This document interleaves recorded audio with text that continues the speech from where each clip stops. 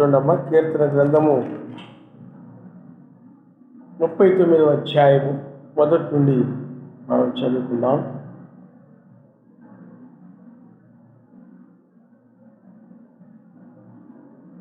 నా నాలుకతో పాపము చేయకూడనట్లు నా మార్గములను జాగ్రత్తగా చూసుకున్నాను.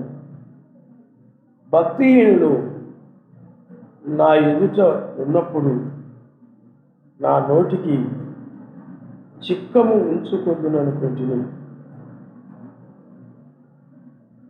ఇలారా ఈ యొక్క సాయంకాలంలో మనము ఈ యొక్క నాలుకను గురించి మనం ధ్యానించబోతూ ఉన్నాం. నోటికి చిక్కము ఉంచుకొనుము, నోటికి చిక్కము ఉంచుకొనుము. నా నాలుకతో పాపము చేయకూడనట్లు నా మార్గములను జాగ్రత్తగా చూసుకుందును. భక్తిహీనులు నా ఎదుట ఉన్నప్పుడు నా నోటికి చిక్కము ఉంచుకుందుననుకుంటుని నేనేమీ మాట్లాడక మౌనినైతిని. క్షేమమును గురించి చేయను పలుకుక నేను మౌనంగా ఉంటుని, అయిన నా విచారము అధికమాయను. పిల్లారా, ఈ నాలుక అన్నిటికంటే కూడా చాలా ప్రమాదకరమైందని మనకు తెలుసు. కాబట్టి అందువలనే నాలుకతో పాపము చేయకూడనట్లు, అంటే నాలుకతో పాపం అంటే మాటల ద్వారా పాపం. అంటే నువ్వు మాట్లాడితే ఆ నాలుక ఏమైపోతుంది చెప్పండి. ఇప్పుడు నాలుకతో కూడా పాపము, మరి మాటల ద్వారా ఆ నాలుక ఏమైపోద్ది? మరి మాట్లాడేటప్పుడు నాలుక కదులుతుంది కదా. మరి నాలుక లేకపోతే ఎవరు కూడా ఏమీ మాట్లాడలేరు.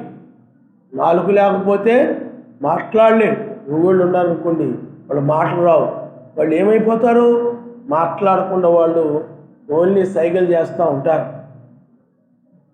చేతులు ఆడిస్తూ ఉంటారు, ఏళ్ళు ఆడిస్తూ ఉంటారు. కనుక ఈ నాలుకకు అంటే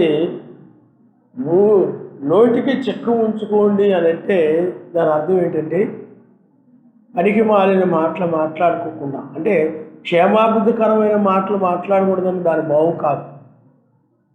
పాపము కలుగు చేసేటువంటి ఆ మాటలు, ఎందుకంటే ఇతరులకు నువ్వు చెప్పేటువంటి మాటలు, ఇతరులతో నువ్వు మాట్లాడేటువంటి మాటలు అవి ఎదుటి వారికి పాపాన్ని కలుగు చేయడమే కాకుండా నీ నాలుకతో నువ్వేం చేస్తున్నావు చెప్పండి? పాపాన్ని చేస్తున్నావు.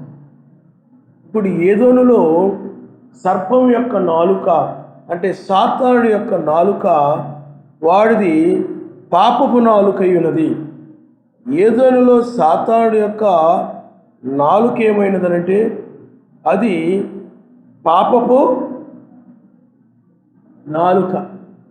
వాడు నాలుకతో పాపము చేస్తూ ఉంటాడు, వాడి పని అది. వాడు ఎప్పుడు కూడా నాలుక ఆడిస్తూ ఉంటాడు సాతానుడు. అందువలన ఆ నాలుకతో పాపపు మాటలు ఎన్నో మాట్లాడుతూ ఉంటాడు. ఇప్పుడు మనము ఏదోనులో కనుక మనం చూసినట్లయితే సాతానుడు ఏం చేశాడు చెప్పండి? తన నాలుకతో పాపము చేశాడు. నాలుకతో పాపం చేయడం అని అంటే సర్వశక్తిమంతునికి విరోధంగా, వాక్యానికి విరోధంగా మాట్లాడడమే. సర్వశక్తిమంతుని తినకూడదని చెప్పాడు. పర్లేదు, తిన్నా ఏమో వదిలే, చూసినా ఏమో వదిలే, విన్నా ఏమో వదిలే. వాడు ఆ విధంగా చెప్పాడు, అలాంటి మాటలు చెప్పాడు. వాడు తిన్నా ఏమవుదు, మీరు తిన్నారనుకోండి ఇంకా దూతల వలె ఉంటారు, ఇంకా మెరిసిపోతారు మీరు, అలాగేవో మాటలు చెప్పాడు. ఆ మాటలు వాడు నాలుకతో పాపము చేయడమే కాకుండా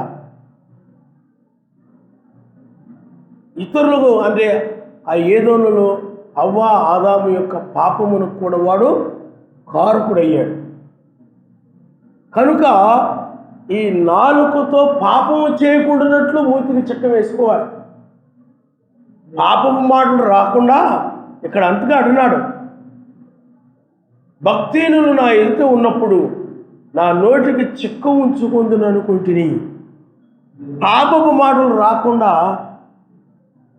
పాపపు మాటలు మాట్లాడకుండా చిక్క ఉంచుకోవాలి, నాలుకతో పాపము చేయకూడనట్లు. కాబట్టి సాతానుడు, అందుకనే సాతానుడు గనక ఎవరిలోనైనా ఉన్నాడు అనుకోండి, అపవిత్రమైన ఆత్మ, సాతాను ఆత్మ ఎవరిలోనైనా గనక ఉన్నట్లయితే వారు సర్పములాగే మాట్లాడుతూ ఉంటారు. సర్పములాగే వాళ్ళు ఏం చేస్తారు చెప్పండి, మాట్లాడుతూ ఉంటుంటారన్నమాట. చూడండి, మనము కీర్తన గ్రంథము 140వ అధ్యాయము 3వ వచనములో మాట రాయబడింది. చూడండి, కీర్తన గ్రంథము 140వ అధ్యాయము 3వ వచనం. పాము నాలుక వలె వారు తమ నాలుకలు వాడు చేయుదురు, వారు పెదవుల కింద సర్ప విషయం ఉన్నది. అంటే ఆ మాటలు ఎలాంటివి అంటే విషయము లాంటివి, ఆ వ్యక్తులను చంపేటటువంటి అన్నమాట ఆ మాటలు. ఆ మాటల వల్ల ఆ వ్యక్తి ఏమైపోతారు చెప్పండి, ఆత్మీయంగా చనిపోతారు. మరి ఏదోనులో ఆదాము అవ్వల సర్పం మాటలు వినడం వలన ఆ సర్పం యొక్క మాటలు ఏంటంటే దాని యొక్క నాలుక 2 నాలుకలు ఉంటాయి. 2 నాలుకలు మాట్లాడే వాళ్ళు ఎవరు చెప్పండి, నీ ఎదురు ఒక మాట మాట్లాడతారు, చాటు నీకు ఒక మాట మాట్లాడతారు, నీకు ఒక మాట చెప్తారు, ఇంకొకరికి ఇంకో మాట చెప్తారు. ఆ మాట పాపము ఆ విధంగా చేస్తూ ఉంటాడు. 2 నాలుకలు కలిగిన వాళ్ళు ఏం చేస్తారు చెప్పండి, ఒక విషయాన్నేమో ఇంట్లో ఒక విషయం చెప్తారు, బయట ఇంకొక విషయం చెప్తారు. జరిగిన విషయమేమో ఒకటి ఊహించి కల్పించి దాన్ని, ఆ జరిగిన విషయాన్ని ఊహించి కల్పించి చెప్తూ ఉంటారు. ఇలాగా 2 నాలుకలు కలిగిన వాళ్ళు ఉంటారు. వాళ్ళ నాలుక సర్పం వంటి నాలుక, వాళ్ళ నాలుక క్రింద విషం ఉన్నది, వాళ్ళ యొక్క పెదవుల కింద అంటే క్రింద ఏముందంట, విషం ఉందంట. ఆ విషము అది చంపేసేటువంటిది. కాబట్టి ఏదైనాలో ఆదాము అవ్వలని ఆ విషయం ఏం చేసిందంటే, ఆ విషపు మాటలవి, విషమ మాటలవి, ఆ నాలుగుతో పాటు ఆ విషం కూడా. అంటే ఆ మాటల్లో ఏమున్నది, విషం ఉంది. ఆజ్ఞాతిక్రమమే పాపము, పాపంలో వచ్చే జీతము మరణం. వాక్యాన్ని మీరేలాగా చేసేది మాటలనమాట. అందుచేత వాళ్ళు ఏమైపోయారు, అక్కడ చనిపోయారు. చనిపోయారంటే ఆత్మీయంగా చచ్చిపోయారు. ఆత్మీయంగా చనిపోవడం అంటే దాని అర్థం ఏంటి, ముందు ఆత్మ సంబంధమైన విషయాల మీద వాళ్ళకి మనసు ఉండేది. జీవిస్తూ ఉన్నప్పుడు, జీవం కలిగి ఉన్నప్పుడు, ఎప్పుడైతే సర్పం యొక్క మాటలు విన్నారో అప్పుడు ఆ సర్పం యొక్క మాటలు విన్న తర్వాత ఆ ఫలమును భుజించిన తరువాత ఇంక వాళ్ళకి ఏమొచ్చిందనంటే ఆత్మ సంబంధ విషయాల మీద మనసు లేదు. వాళ్ళకి లోక సంబంధం విషయాల మీద, లోక వ్యవహారాల మీద, లోక రాజకీయాల మీద, లేకపోతే ముచ్చట్ల మీద, లోక కార్యాల మీద, వాటి మీద వాళ్ళు, అందుకని వాక్యం స్పష్టంగా చెప్తా ఉంది ఏంటంటే, ఆత్మానుసారులు ఆత్మ విషయాల మీద మనసు ఉంచుతారు, అది జీవమును సమాధానమునైనది. శరీరానుసారులు శరీర విషయాల మీద మనసు ఉంచుతారు, అది మరణము అని చెప్తా ఉంది వాక్యం. అప్పటి వరకు వాళ్ళు ఆత్మ సంబంధ విషయాల మీదే మనసు ఉంచేవారు. ఎప్పుడైతే సర్పం మాట విన్నారో అప్పుడు వాళ్ళు ఆత్మీయంగా ఏమైపోయారంటే చచ్చిపోయారు. ఎప్పుడైతే చచ్చిపోయారో, అందుకని ఆ ఫలములు తినదినములు చచ్చెదరు అని రాయబడింది. అంటే శారీరకంగా చావలేదు కానీ ఆత్మీయంగా చచ్చిపోయారు. అప్పుడు వాళ్ళకి ప్రార్థన మీద మనసు, ప్రార్థన మీద కానీ, మెస్సేజ్ మీద కానీ, లేకపోతే వాక్యం మీద కానీ, వాక్యం వినాలని కానీ, ఆ మందిరం దగ్గరకు ఆయన సన్నిధికి వచ్చి ప్రార్థించుకోవాలని కానీ, ఏమండి ఇంక వాటి మీద అలాంటి మనసు ఉండదన్నమాట. ఇంకా ఆత్మీయంగా ఎవరైనా చనిపోయినట్లయితే ఇంకా ఆయన ధ్యానించుకోవడం కానీ, స్తుతించడం కానీ, ఇంకా అలాంటివన్నీ కూడా ఆత్మ సంబంధమైన విషయాలంటే పెద్ద ఆసక్తిగా ఉండదు, ఇంట్రెస్ట్ ఉండదు, ఆసక్తి ఉండదు. లోక విషయాల మీద అయితే ఎక్కువగా ఉంటుందండి వాళ్ళ మనసు ఎక్కువగా. అంటే వాళ్ళ ఆత్మీయంగా ఏమైపోయారంటే ఆయన దృష్టిలో చచ్చిపోయాను శరీరం. అందుకని బైబిల్ చెప్తా ఉంది, జీవిస్తున్నావన్న పేరు ఉన్నది కానీ నీ మృతుడివే అంటున్నాడు. అంటే శారీరకంగా వాళ్ళు జీవిస్తూ ఉన్నారు, కానీ ఆత్మీయంగా ఏమైనారు చెప్పండి? సర్వశక్తి దృష్టిలో మరణించారు. జీవించున్నారన్న పేరు ఉన్నది కానీ మృతులే. అలాగే ఈనాడు కూడా చాలామంది క్రైస్తవులు మొట్టమొదట వాళ్ళు చాలా ఆత్మ సంబంధించిన విషయాల మీద చాలా ఆసక్తి కలిగిన వారుగా ఉండి పరలోకం వెళ్ళాలని, ఎత్తబడాలని, కొనుక్కోబడాలని, ఆయన కోసమే బ్రతకాలి, ఆయన కోసమే చనిపోవాలి, ఆయన కోసమే నా జీవితం అంతా త్యాగం, ఏమైనా ఆయన కోసమే అంటారు ఆరంభంలో. ఆ తర్వాత ఈ యొక్క సర్పం యొక్క మాటల్లో, సాతాను యొక్క మాటలలో పడిపోతారు. అంటే ఎవరొకరి ద్వారా సాతానుడు ఏం చేస్తాడంటే మాట్లాడతాడు. అందరు క్రైస్తవులు అందరూ ఒకటే లేరా, ఇప్పుడేమో అంతం కాదు లేరా, ఇప్పుడేమో నాశనం కాదు లేరా, యేసు ప్రభు ఇప్పుడేమో రాడులేరా, ఆ సంఘానికి వెళ్తేనే, మందిరానికి వెళ్తేనే భక్తి వస్తుందా, లేకపోతే ఇంటి దగ్గర చేసుకుంటే రాదా, ఏమండి ఇంటి దగ్గర ప్రార్థన చేసుకుంటే సరిపోదా, మందిరానికే వెళ్ళాలా, ఏమి మనం మామూలుగా మనంతటా మనం బైబిల్ చదువుకొని పరలోకం వెళ్ళమా? అలాగా. అంతేకాకుండా లోకరీతిగా టీవీ చూస్తే ఏం కాదు లేరా, సెల్ ఫోన్ కొనుక్కొని అన్ని కార్యక్రమాలు దాంట్లో చూస్తే వీడియో గేమ్లు ఆడినా ఏమవుతలేరా. మీకు అర్థమవుతుందండి? లోకము, బంధువులు, లోకము వాళ్ళ పండగలకి పబ్బాలకి వెళ్ళినా ఏమవుతలేరా. సాతానుడు అలాగే చాలా చక్కగా పాపాన్ని అది చాలా తేలిగ్గా చెప్పేస్తాడనమాట, సులువుగా చెప్పేస్తాడనమాట. వాడు ఏమవుతలేరా, వాళ్ళ ఇంట్లో ఏదో వాళ్ళు అమ్మోరికి ఏదో పెట్టుకున్నారు, మన బంధువులే, వెళ్తే ఏమైంది లేరా, రండి, మీరు ఎవరికేదో పక్కన ఎదురుకోలే రండి, ఒక మూల ఎదురుకొని రండి. మీకు అర్థమైందా? అలాగా వాళ్ళు ఏం చేస్తారు చెప్పండి, చెప్తారు. అప్పుడు ఎప్పుడైతే నీవు ఆ పాపపు మాటలకు లోబడిపోతావో, వాక్య విరోధమైన మాటలకు లోబడిపోతావో, అప్పుడు ఏం జరుగుతుందనంటే నీకు ఆత్మ సంబంధ విషయాలు, అంటే ఆత్మ వదిలేస్తాను, పరిశుద్ధాత్మని నువ్వు విడిచిపెట్టి వెళ్ళిపోయి, ఆత్మ ఎప్పుడైతే వదిలిపెట్టేస్తో అప్పుడు నీకు ఇంకా ఆత్మ సంబంధమైన విషయాల మీద పెద్ద ఇంట్రెస్ట్ ఉండదు, ఇక ఆసక్తి ఉండదు. అది పోయి ఇంకా లోక సంబంధమైన వాటి మీద ఆసక్తి పెరిగిపోతుంది అనమాట. లోక సంబంధమైన వాటి మీద ధనము, లోక సంబంధ వస్తువులు, లోక సంబంధమైనటువంటి వాటి మీద మమకారము పెరిగిపోయి శరీరానికి సంబంధించిన లోక విషయాల మీద చక్కగా మనసు ఉంచుతూ ఉంటాం అనమాట. ఎవరైనా లోక విషయాలు చెప్పుకుంటూ ఉంటే, ఎవరైనా మాట్లాడుతూ ఉంటే చక్కగా వెళ్ళి చాలా చక్కగా ఆలకిస్తూ ఉంటాం, వాటి మీద మనసు ఉంటా ఉంటుంది. ఆత్మ సంబంధ విషయాలు నీకు బోరుగా ఉంటుంటాయి, చిరాకుగా ఉంటుంటాయి. ఎప్పుడెప్పుడు ప్రార్థన అయిపోద్దా, 10 గంటల దాకా ఎందుకు, ఏమండి అలా అనిపిస్తూ ఉంటుంది అనమాట. నీకు అంతసేపు ఎందుకు, త్వరగా ముగించేస్తే బాగుంటుంది, త్వరగా ఇంటికి వెళ్ళిపోవాలా, అలాగ నీకు లాగేస్తూ ఉంటుంది అనమాట. కాబట్టి పిల్లారా, ఆలోచన చేయండి. వాక్యమును కనుక మీరినట్లయితే, పాపపు నాలుగు కలిగిన వారి యొక్క మాటలు కనుక విన్నట్లయితే, నువ్వు కనుక ఆ వాక్యాన్ని కనుక వాడి మాటలు విని కనుక నువ్వు వాడి మాటలు లోబడి కనుక నువ్వు వాక్యాన్ని మీరిపోయినట్లయితే ఆత్మ వదిలేస్తుంది. అప్పుడు ఆత్మీయంగా ఏమైపోతారు చెప్పండి? చచ్చిపోతారు. ఒక వ్యక్తి ఆత్మీయంగా చచ్చిపోతే ఇంకా ఆత్మ సంబంధం విషయాల మీద మనసు అతనికి ఉండదు, శరీర సంబంధం విషయాల మీద మనసు ఉంటుంది, ఇంకా భక్తి విషయాల మీద మనసు ఉండదు.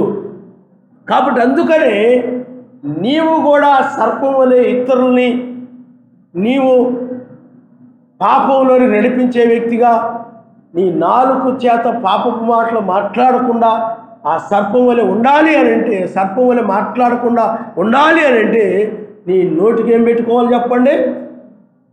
చిక్కాన్ని పెట్టుకోవాలి, చిక్క ఉంచుకోవాలి. మా చిన్నతనంలో మాకు గేదెలు ఉండేవి, చక్కగా దూడలు ఉండేవి, మంచి దూడలు ఉండేవి, మాకు మేక పిల్లలు దూడలు ఉండేవి. ఆ దూడలకి ఏం చేసేవారు అంటే అవి మట్టి తింటూ ఉంటుంటాయి, ఏది పడితే అవి తింటూ ఉంటుంటాయి. అలాగే కొన్నిసార్లు తాడు తెంపుకొని వెళ్ళిపోయి పాలు తాగేస్తుంటాయి అన్నమాట. అందుకని చిక్కం పెట్టేసేవాడు అన్నమాట. ఏది పడితే అది తినకుండా ఏం చేసేవాడు చెప్పండి? చిక్కం పెట్టేసి. అలాగే నీవు కూడా ఈ వాక్య వ్యతిరేకమైన మాటలు మాట్లాడకుండా నీ నోటికి ఏం పెట్టుకోవాలి? చిక్కము పెట్టుకోవాలి. ఆ చిక్కం అనేది కనుక లేకపోయినట్లయితే నీవు నీ నాలుకతో నువ్వు పాపము చేయడం అనేది జరుగుతుంది. అప్పుడు నీ నాలుక పాపము నాలుక అయిపోద్ది, విషముతో కూడినటువంటి నాలుక. సాతానుడిది ఎలాగైతే విషముతో కూడిన నాలుకో, నీ నాలుక కూడా విషముతో కూడిన నాలుకగా ఉండిపోద్ది. అందుకనే ఆ నాలుకగా ఉండకుండా ఉండాలంటే నీ నాలుకతో ఆ మాటలు మాట్లాడకుండా నీ నోటికి ఏం పెట్టుకోవాలి? చిక్కాన్ని పెట్టుకోవాలి. అది చాలా ప్రాముఖ్యమైన విషయం అని నువ్వు గ్రహించాలి. ఆయన నామముస్తాడు. హల్లెలూయా, హల్లెలూయా. ఎందుకంటే పాపుల యొక్క లేకపోతే చెడ్డవారి యొక్క నాలుకకు చిక్కు ఉండదు. ఇప్పుడు బైబిల్లో మనం చూసినట్లయితే స్పష్టంగా వాక్యం చెప్తాం. పాపులు కూర్చున్న చోట కూర్చొనక, అపహాసకులు నిలిచి మార్గం నిలవక, ఏమండి దుష్టుల ఆలోచన చొప్పున నడవకుండా నీవు ఆయన ధర్మశాస్త్రము దివారాత్రులు ధ్యానించు దాని యందు ఆనందిస్తూ ఉండమను ఆయన నామమున. హల్లెలూయా, హల్లెలూయా. కాబట్టి పాపులతో గనక నువ్వు సహవాసం చేసినట్లయితే నీకు ప్రమాదం. బైబిల్లో ఇస్కరియోతు యోధా ఉన్నాడు. ఇస్కరియోతు యోధా అతడు పాపులతో సహవాసం చేయడం, పాపులు కూర్చునే చోట కూర్చోవడం, అపహాసులు కూర్చునే చోట కూర్చోవడం, ఈ విధంగా ఉండేవాడు. అంతేగాని మెస్సీ యొక్క వర్తమానం విని ఆ వర్తమానాన్ని ధ్యానించుకుంటూ దాని గురించి ప్రార్థించుకుంటూ ఉండేవాడు కాదు. దాని గురించి ఆలోచించి ఏమైనా సందేహాలు ఉన్నట్లయితే ఆ మెస్సీని అడుగుతూ ఉండేవారు. ఉపమానాలు అర్థం కాకపోతే ఆ ఉపమానం ఏమిటా, దాని అర్థం ఏమిటా అని మెస్సీని అడుగుతూ ఉండేవారు. ఆ విధంగా దాని భావాన్ని తెలుసుకుంటూ ఉండేవారు. ఆ విధంగా కానీ ఈ ఇస్కరియోతు యోధా ఏం చేసేవాడు అంటే వాళ్ళతోటి సాంగత్యము చేసేవాడు. సాంగత్యం చేయడం వలన ఆ పరిచయులు నాలుగు ఎలాంటి చెప్పండి, ఆ శాస్త్రులు, పరిచయులు, ప్రధాన యాజకులు వాళ్ళ నాలుకంతా కూడా అది పాపపు నాలుక. పాపపు నాలుకది. వాళ్ళ మాటల్లో విషం ఉంది. ఆ విషముతో కూడిన మాటలు పాపాన్ని చేయించేటువంటి మాటలు, పాపం వైపు నడిపించేటువంటి మాటలు. ఆ మాటలు ఈ ఇస్కరియోతు యోధా చక్కగా వినేవాడు, ఆలకించేవాడు. అందుకనే వారు మెస్సీ ఎక్కడున్నాడో మాకు చెప్పినట్లయితే, లేకపోతే మాకు అప్పగించినట్లయితే, ఇదిగో మీకు ఇంత డబ్బు ఇస్తాం, ఇంత ధనాన్ని ఇస్తాం, ఆయన ఎక్కడున్నాడో మాకు చెప్పండి, లేకపోతే మాకు అప్పగించు అనేటప్పటికి చూడండి, నిజముగా ఆయన్ని చంపడానికి వాళ్ళొక ఆలోచన కలిగి, ఆయన్ని చంపాలని ఒక దురాలోచన కలిగి ఆ మాటలు చెప్పినప్పుడు ఆ పాపపు మాటల్లో పడిపోయాడు, విషపు మాటల్లో పడిపోయాడు. అతను పడిపోయి వారి మాటలను బట్టి అతడు ఏం చేశాడంటే పాపం చేసి, మీకు అర్థమైందా? పాపం చేశాడు. అందువలన సాతానుడి యొక్క నాలుక విషపు నాలుక అయినది కనుక, విషం ఉంటుంది కనుక, ఆ నాలుక క్రింద లేకపోతే ఆ యొక్క పెదవుల కింద విషం ఉంటుంది కనుక ఆ యొక్క కాటు వేసినప్పుడు చచ్చిపోతారు. అలాగే ఇక్కడ కూడా వారి మాటల వల్ల ఈ యొక్క ఇస్కరియోతు యోధా ఏమైపోయాడనంటే ఆ మాటలు ఎప్పుడైతే నమ్మాడో, అంగీకరించాడో, ఆత్మతను అంగీకరించాడో అప్పుడు అతడు ఆత్మీయంగా ఏమైపోయాడు చెప్పండి, సరే. అందుకని అతడు మెస్సీ మీద మనసు లేదు. అతడికి మెస్సీ మీద మనసు లేదు, ఆత్మ సంబంధం విషయాల మీద మనసు లేదు అతడికి. అతని మనసు దేని మీద ఉంటా ఉందనంటే అతడి మనసు డబ్బు మీద ఉంది. శరీర సంబంధమైన వాటి మీద, ఆ సంగతుల మీద, వాళ్ళు చెప్పేటువంటి ఆ డబ్బు సంగతుల మీద మనసు ఉంచాడు. ఆత్మ సంబంధం విషయాల మీద మనసు లేదు అతడు. ఆత్మీయంగా ఏమైపోయాడు చెప్పండి, మెస్సీని అప్పగించేశాడు. పాపుల యొక్క మాటలు పాపము చేసేలాగా ప్రేరేపిస్తాయి. పాపం చేయిస్తాయి. అందువల్ల అలాంటి నాలుక కలిగిన వారికి నీవు దూరంగా ఉండాలి. నీ నాలుకను కూడా ఆ విధంగా పరిశీలు నాలుక వలె, సర్పం యొక్క నాలుక వలె నీ నాలుక ఉండకుండా నీ మూతికి ఏం పెట్టుకోవాలంటే అలాంటి మాటలు మాట్లాడకుండా నీ మూతికి చిక్కాన్ని నీవు పెట్టుకోవాలి. ఆయన నమ్మనిస్తారు. హల్లెలూయా. ఏది పడితే అది మాట్లాడు. కొంతమంది మాట్లాడడం అంటే భయం ఉండదు.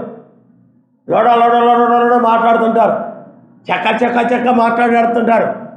అంతే వాళ్ళు నిజంగా సర్వశక్తిమంతుల భయభక్తులు కలిగిన వారంటే మాట్లాడడానికి చాలా భయపడుతూ మాట్లాడుతుంటారు. వాళ్ళు ఎక్కడ పొరపాటు మాట్లాడతానేమో, ఎక్కడ తొందరపడి లేనిపోయిన మాట మాట్లాడతానేమో, తొందరపడి ఊహించి అలాగేలాగా మాట్లాడేస్తానేమో, ఊహించేసుకొని ఏమండి అలాగేలాగా మాట్లాడేస్తానేమో అనుకొని ఏం చేస్తారు చెప్పండి, భయపడుతుంటారు. అందుకని 3 రకాలైన మనుషులు ఉంటారంట. ఒక రకమైన మనుషులు ఏం చేస్తారు చెప్పండి, చూసి మాట్లాడేస్తుంటారు. అది కొన్నిసార్లు నిజం కావచ్చు, నిజం కాకపోవచ్చు. చూసి ఏం చేస్తున్నారు చెప్పండి, ఏదో ఒకటి మాట్లాడేస్తుంటారు. కొన్నిసార్లు అది నువ్వు అపార్థం చేసుకొని మాట్లాడవచ్చు, కాబట్టి లేకపోతే ఇది నిజమైనా కావచ్చు. అందువలన ఎవరైనా ఏదో చెప్పుకున్నారు అనుకోండి, వాళ్ళు వేరే విషయం చెప్పుకున్నారు అనుకోండి, నా గురించి చెప్పుకున్నారు నువ్వు ఊహించుకొని, చూసావా నా గురించి ఎలా చెప్పుకున్నారు అనుకుంటారు.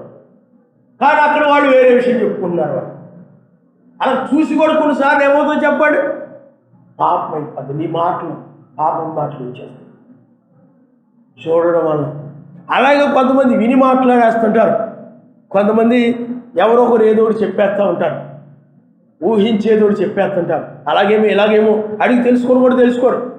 వాళ్ళకు ఆలోచించిన ప్రకారంగా, వాళ్ళు ఊహించిన ప్రకారంగా ఇది ఎలాగేమో అది అలాగేమో వాళ్ళకు వాళ్ళు ఊహించుకుంటారు. ఆ ఊహించుకొని వాళ్ళకి చెప్పేస్తారు. చెప్పుడు మాటలు నమ్మి కొంతమంది మాట్లాడుతుంటారు. కొంతమంది అవి ఎంతవరకు నిజమో ఎంతవరకు వాస్తవమో తెలీదు. ఆ చెప్పుడు మాటలు బట్టి నమ్మే వాళ్ళు ఉంటారు. కొంతమంది ఏమో చూసి ఏమండి పాపం మాటలు మాట్లాడేవాళ్ళు ఉంటారు. కొంతమంది ఏమో చెప్పుడు మాటలు నమ్మేసి అవి నిజం అనుకుని ఆ చెప్పుడు పాపం మాటలు నమ్మేవాళ్ళు ఉంటారు. కొంతమంది ఊహించి మాట్లాడేవాళ్ళు ఉంటారు. 3వ రకం. ఊహించి మాట్లాడతారు, ఏదో ఒకటి ఊహించి. ఆ ఊహించి మాట్లాడడం కూడా కొలుసు. అవి ఏమవుతాయి చెప్పండి, పాపం అయిపోతాయి కొన్నిసార్లు. అందుచేత ఈ నాలుకని నువ్వు ఎప్పుడు కూడా జాగ్రత్తగా పెట్టుకోవాలి. ఏదైనా కూడా ఆయన దగ్గర నువ్వు కనిపెట్టి ప్రార్థించి ఆయన చెప్పిన దానిని బట్టి, ఆయన మాట్లాడమన్న దాన్ని బట్టి మాట్లాడే వ్యక్తిగా భయపడుతూ మాట్లాడాలి. ఎందుకనంటే ఈ మాటలు ఒకవేళ ఎదుటివారిని పాపంలో నడిపిస్తాయేమో, నా మాటలు ఎదుటివారికి ఒకవేళ నరకాన్ని నడిపిస్తాయేమో, నా మాటల వల్ల ఒకవేళ వాళ్ళకి వీళ్ళకి మధ్య విరోధాలు పెడతాయేమో, నా మాటల వల్ల వాళ్ళకి వీళ్ళకి మధ్య సమాధానం లేకుండా పోతేమో, నేను అలాగ పాపం చేసిన వ్యక్తిని అవుతానేమో అని మాట్లాడడానికి భయపడుతూ మాట్లాడుతుంటారు. చూసారా, జాగ్రత్తగా మాట్లాడుతున్నారు కొంతమంది. మీకు అర్థమవుతుందండి? జాగ్రత్తగా ఏమో తప్పు మాట్లాడతానేమో, పొరపాటు మాట్లాడతానేమో, అనని మాట కాని మాట ఏమైనా మాట్లాడతానేమో, తొందరపాట్లు ఏదో ఒకటి లేనిపోయిన మాట అన్నదాని మాట అంటానేమో అని మాట్లాడడానికి భయపడుతుంటారు. చూసారా, వాళ్ళు నోటికి చిక్కము కలిగిన వారు ఆయన గమనిస్తారు. హల్లెలూయా. మనకు కావడంటుంది మా ఆయన మిగతా అప్పుడు మాట్లాడండి, కోపం ఎక్కితే మాత్రం లేచిపోతాడండి, లేకపోతే మాట్లాడండి. మా ఇంటి దగ్గర కాదు, పైన మిగతా టైంలో మాట్లాడంట. ఆయన చాలా సైలెంట్గా ఉంటుంటాడు. ఆయన అస్సలు మాట్లాడు. ఆయన కుళాయి దగ్గర గొడవ వచ్చేసేటప్పటికి పైనుంచి కనుక వచ్చేసి బండ బూతులు తిట్టుపడేసింది, ఇష్టం బూతులు తిట్టుపడేసింది. అప్పుడు అంటుంది మా ఆయన అసలు ఇప్పుడు కూడా తప్ప నోరు తెరవడో మాట్లాడో, ఎంతో కోపం ఎక్కితే కానీ ఇక అంత కేకలేసి రంకెలేసి ఆ విధంగా జాతర చేస్తాడు తప్ప, జాగారం చేస్తాడు తప్ప, నిద్ర లేకుండా జాగారం చేస్తాడు తప్ప, లేకపోతే మాట్లాడు ఆయన. అలాంటి ఆయన మాట్లాడాడంటే మీరు చూడండి అంటుందండి. ఆ తిట్టడం కూడా అండి బండబూతి తిట్టేసి ఇష్టం వచ్చినట్లుగా అలాగే ఇలాగా. మరి అది ఏ నాలుగు చెప్పండి, అది పాపము నాలుకేది, నాలుగుతో పాపము చేయడమే. కొంతమంది ఏం చేస్తున్నారు చెప్పండి, సినిమా పాటలు పాడుతూ ఉంటారు. ఎవరు లేనప్పుడు ఇంట్లో కూర్చొని చక్కగా పాటలు పాడేవాళ్ళు ఉంటారు. మరి అపవిత్రమైన పాటలే కదా మరి అవి, అసభ్యకరమైన పాటలే కదా అవి. మరి నీ నాలుగుతో అలాంటి పాటలు పాడవచ్చా? క్రైస్తవుల పిల్లలే, ఆ పిల్లలు ఆ సినిమా పాటలు ఆ యొక్క మైకులు వినపడుతున్నప్పుడు ఎక్కడో చోట లేకపోతే సెల్ ఫోన్లోనో అవి వింటూ ఉంటే, ఆ పాటలు పాడుతూ చిందులేస్తూ ఉంటే ఈ పిల్లలు ఏం చేస్తారు, వీళ్ళు ఇంట్లో వాళ్ళు ఏం చేస్తారు, ముచ్చటపడి మా ఊరు చాలా బాగా పాటలు పాడుతున్నాడు, చాలా బాగా పాడుతున్నాడు సినిమా పాటలు అని వీడియోలు తీస్తూ ఉంటారు. వీడియోలు తీసి ఫేస్బుక్లో పెడతా ఉంటారు, వాట్సాప్లో పెడతా ఉంటారు. చాలా గొప్ప అయిపోతున్నారు క్రైస్తవులు. అన్యుల సంగతి అని పెట్టండి. మరి ఆ నాలుక ఏమిటి చెప్పండి? పాపము నాలుక, పాపము మాటలు, బూతులు మాట్లాడినా అది పాపము నాలుక. సినిమా పాటలు పాడినా అది పాపము సాతాను యొక్క నాలుకే. అది సినిమా పాటలు చాలా ఏమండి, కొంతమంది అంటారు నాకు ఎస్పి బాలసుబ్రహ్మణ్యం పాటలు అంటే చాలా ఇష్టం నాకు ఏమండి. అలాగా వాటిని వెళ్తూ వస్తూ కూడా వాళ్ళకి ఆ పాటలు గుర్తుకొస్తూ ఉంటాయి. ఎందుకు ఎప్పుడైనా కానీ మనకి ఎప్పుడు కూడా ఆయన వాక్యం ఆయన పాటలే గుర్తుకు రావాలి తప్ప, అప్పుడే ఆ మాటలే మనకు వస్తాయి. నీకు ఎప్పుడు కూడా లోక విషయాలు అవి జ్ఞాపకం వస్తూ ఉన్నాయి అనుకోండి, నీ యొక్క లోక సంబంధమైన బంధువులు మాటలు, లోక సంబంధమైన విషయాలు, లేకపోతే నీ ఇంటి దగ్గర ఉండేటువంటి వాళ్ళ గురించి వీళ్ళ గురించి నువ్వు ఆలోచిస్తూ ఆ కిటికీలో వాళ్ళతో మాట్లాడి, ఈ కిటికీలో కూడా వీళ్ళతో మాట్లాడి, గోడ మీదుగా వాళ్ళతో మాట్లాడి వీళ్ళతో మాట్లాడి ఏవో మాట అవన్నీ నీకు ఎప్పుడు కూడా అవి ఇవి లోక విషయాలు నీకు జ్ఞాపకం వస్తూ ఉన్నాయి అనుకోండి. ఎందుకంటే లోక సంబంధం విషయాల మీద మనసు ఉంచేవాళ్ళు ఎప్పుడు కూడా లోక విషయాలే వాళ్ళకి జ్ఞాపకం వస్తూ ఉంటాయి. రాజకీయ విషయాలు, సినిమా పాటలు, సినిమా విషయాలు, ఆ గొడవలు ఈ గొడవలు, ఆ బూతులు ఈ బూతులు అవన్నీ వింటూ ఉంటారు. ఆ బూతులు ఈ బూతులు, ఆ మాటలు ఈ మాటలు అన్నీ వింటూ ఉంటారు. లోక విషయాలన్నీ అవే ఎప్పుడు కూడా ఆలోచనకు వస్తూ ఉంటాయి. ఏమైనా గొడవలు వచ్చినప్పుడు వాళ్ళ నోట నుండి అయ్యే మాటలు నిండిపోతూ ఉంటాయి. ఎవరితో మాట్లాడేటప్పుడు అయ్యే మాటలు మాట్లాడుతూ ఉంటారు, లోక విషయాలని మాట్లాడుతూ ఉంటారు. కారణం ఎందుకంటే అవే వస్తుంటాయి వాళ్ళకి.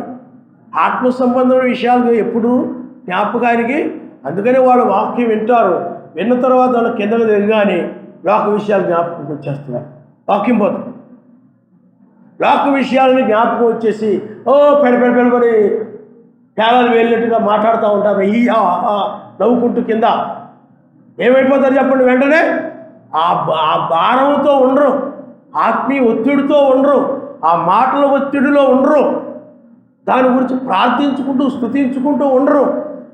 మాట్లాడబోయేటప్పుడు కూడా నెమ్మదిగా ఏమండి ఆ యొక్క భయముతో మాట్లాడడం ఉండదు. లోకంలో నెమ్మదిగా మాట్లాడే చాలామంది లేరని నేను అంటలేదు.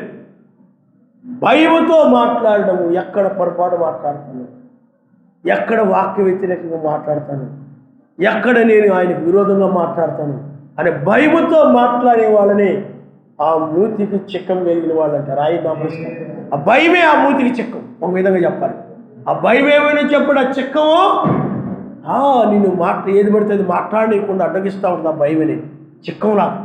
ఆ భయం లేని లేదు వాక్యం, ఆ నాలుగుతో ఏమైనా పాపం చేస్తానేమో ఆ భయం లేని వాళ్ళు నాలుగు ద్వారా ఏదో ఒకటి అది ఇది మాట్లాడి వీళ్ళకి విరోధంగా ఏదైనా మాట్లాడి చెప్పి నేను ఏదైనా పాపం చేస్తానేమోనండి ఆ భయం లేని వాళ్ళు ఎలా పడితే అలా మాట్లాడుతూ ఉంటారు.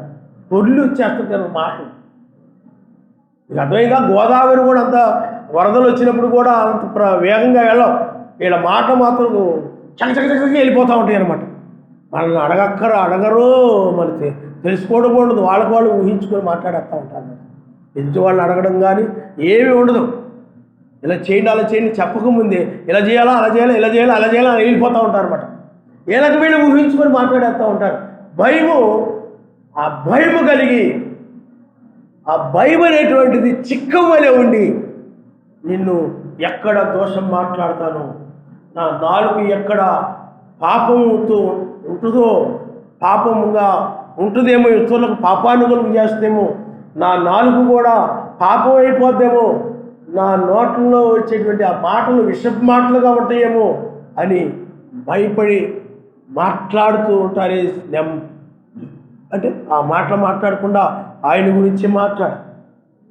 ఈ జీవితంలో ఆయన గురించి మాట్లాడుతుండాలి, ఆయన స్తుతిస్తూ ఉండాలి, ఆయన కీర్తిస్తూ ఉండాలి, ఆ విధంగా ఉండాలి. దాని గురించి ఆయన చిత్తమైన తర్వాత మనం నేర్చుకుందాం. ముందు ఈ పాపపు నాలుక, సర్పం యొక్క నాలుక, సర్పం యొక్క విషము చాలామంది నోరులో వచ్చిందనమాట. ఆ నాలుక కనుక మూతికి చిక్కం లేకుండా అలాగ తిరిగిపోతూ ఉన్నట్లయితే, పాప మాటలతో కనుక ఉన్నట్లయితే, అది సర్పం యొక్క నాలుకే తప్ప, అది సాతాను యొక్క నాలుకే తప్ప, అది సర్వశక్తిమంతుని యొక్క నాలుక కాదు అని నువ్వు గ్రహించాలి. ఈ నాలుగు కలిగిన వారు పాపముతో నాలుగుతో పాపము చేయువారు ఆయన రాజ్యానికి రారు, ఆయన రాజ్యములో ఉండరని నువ్వు గ్రహించాలి. ఆయన నామముస్తాడు.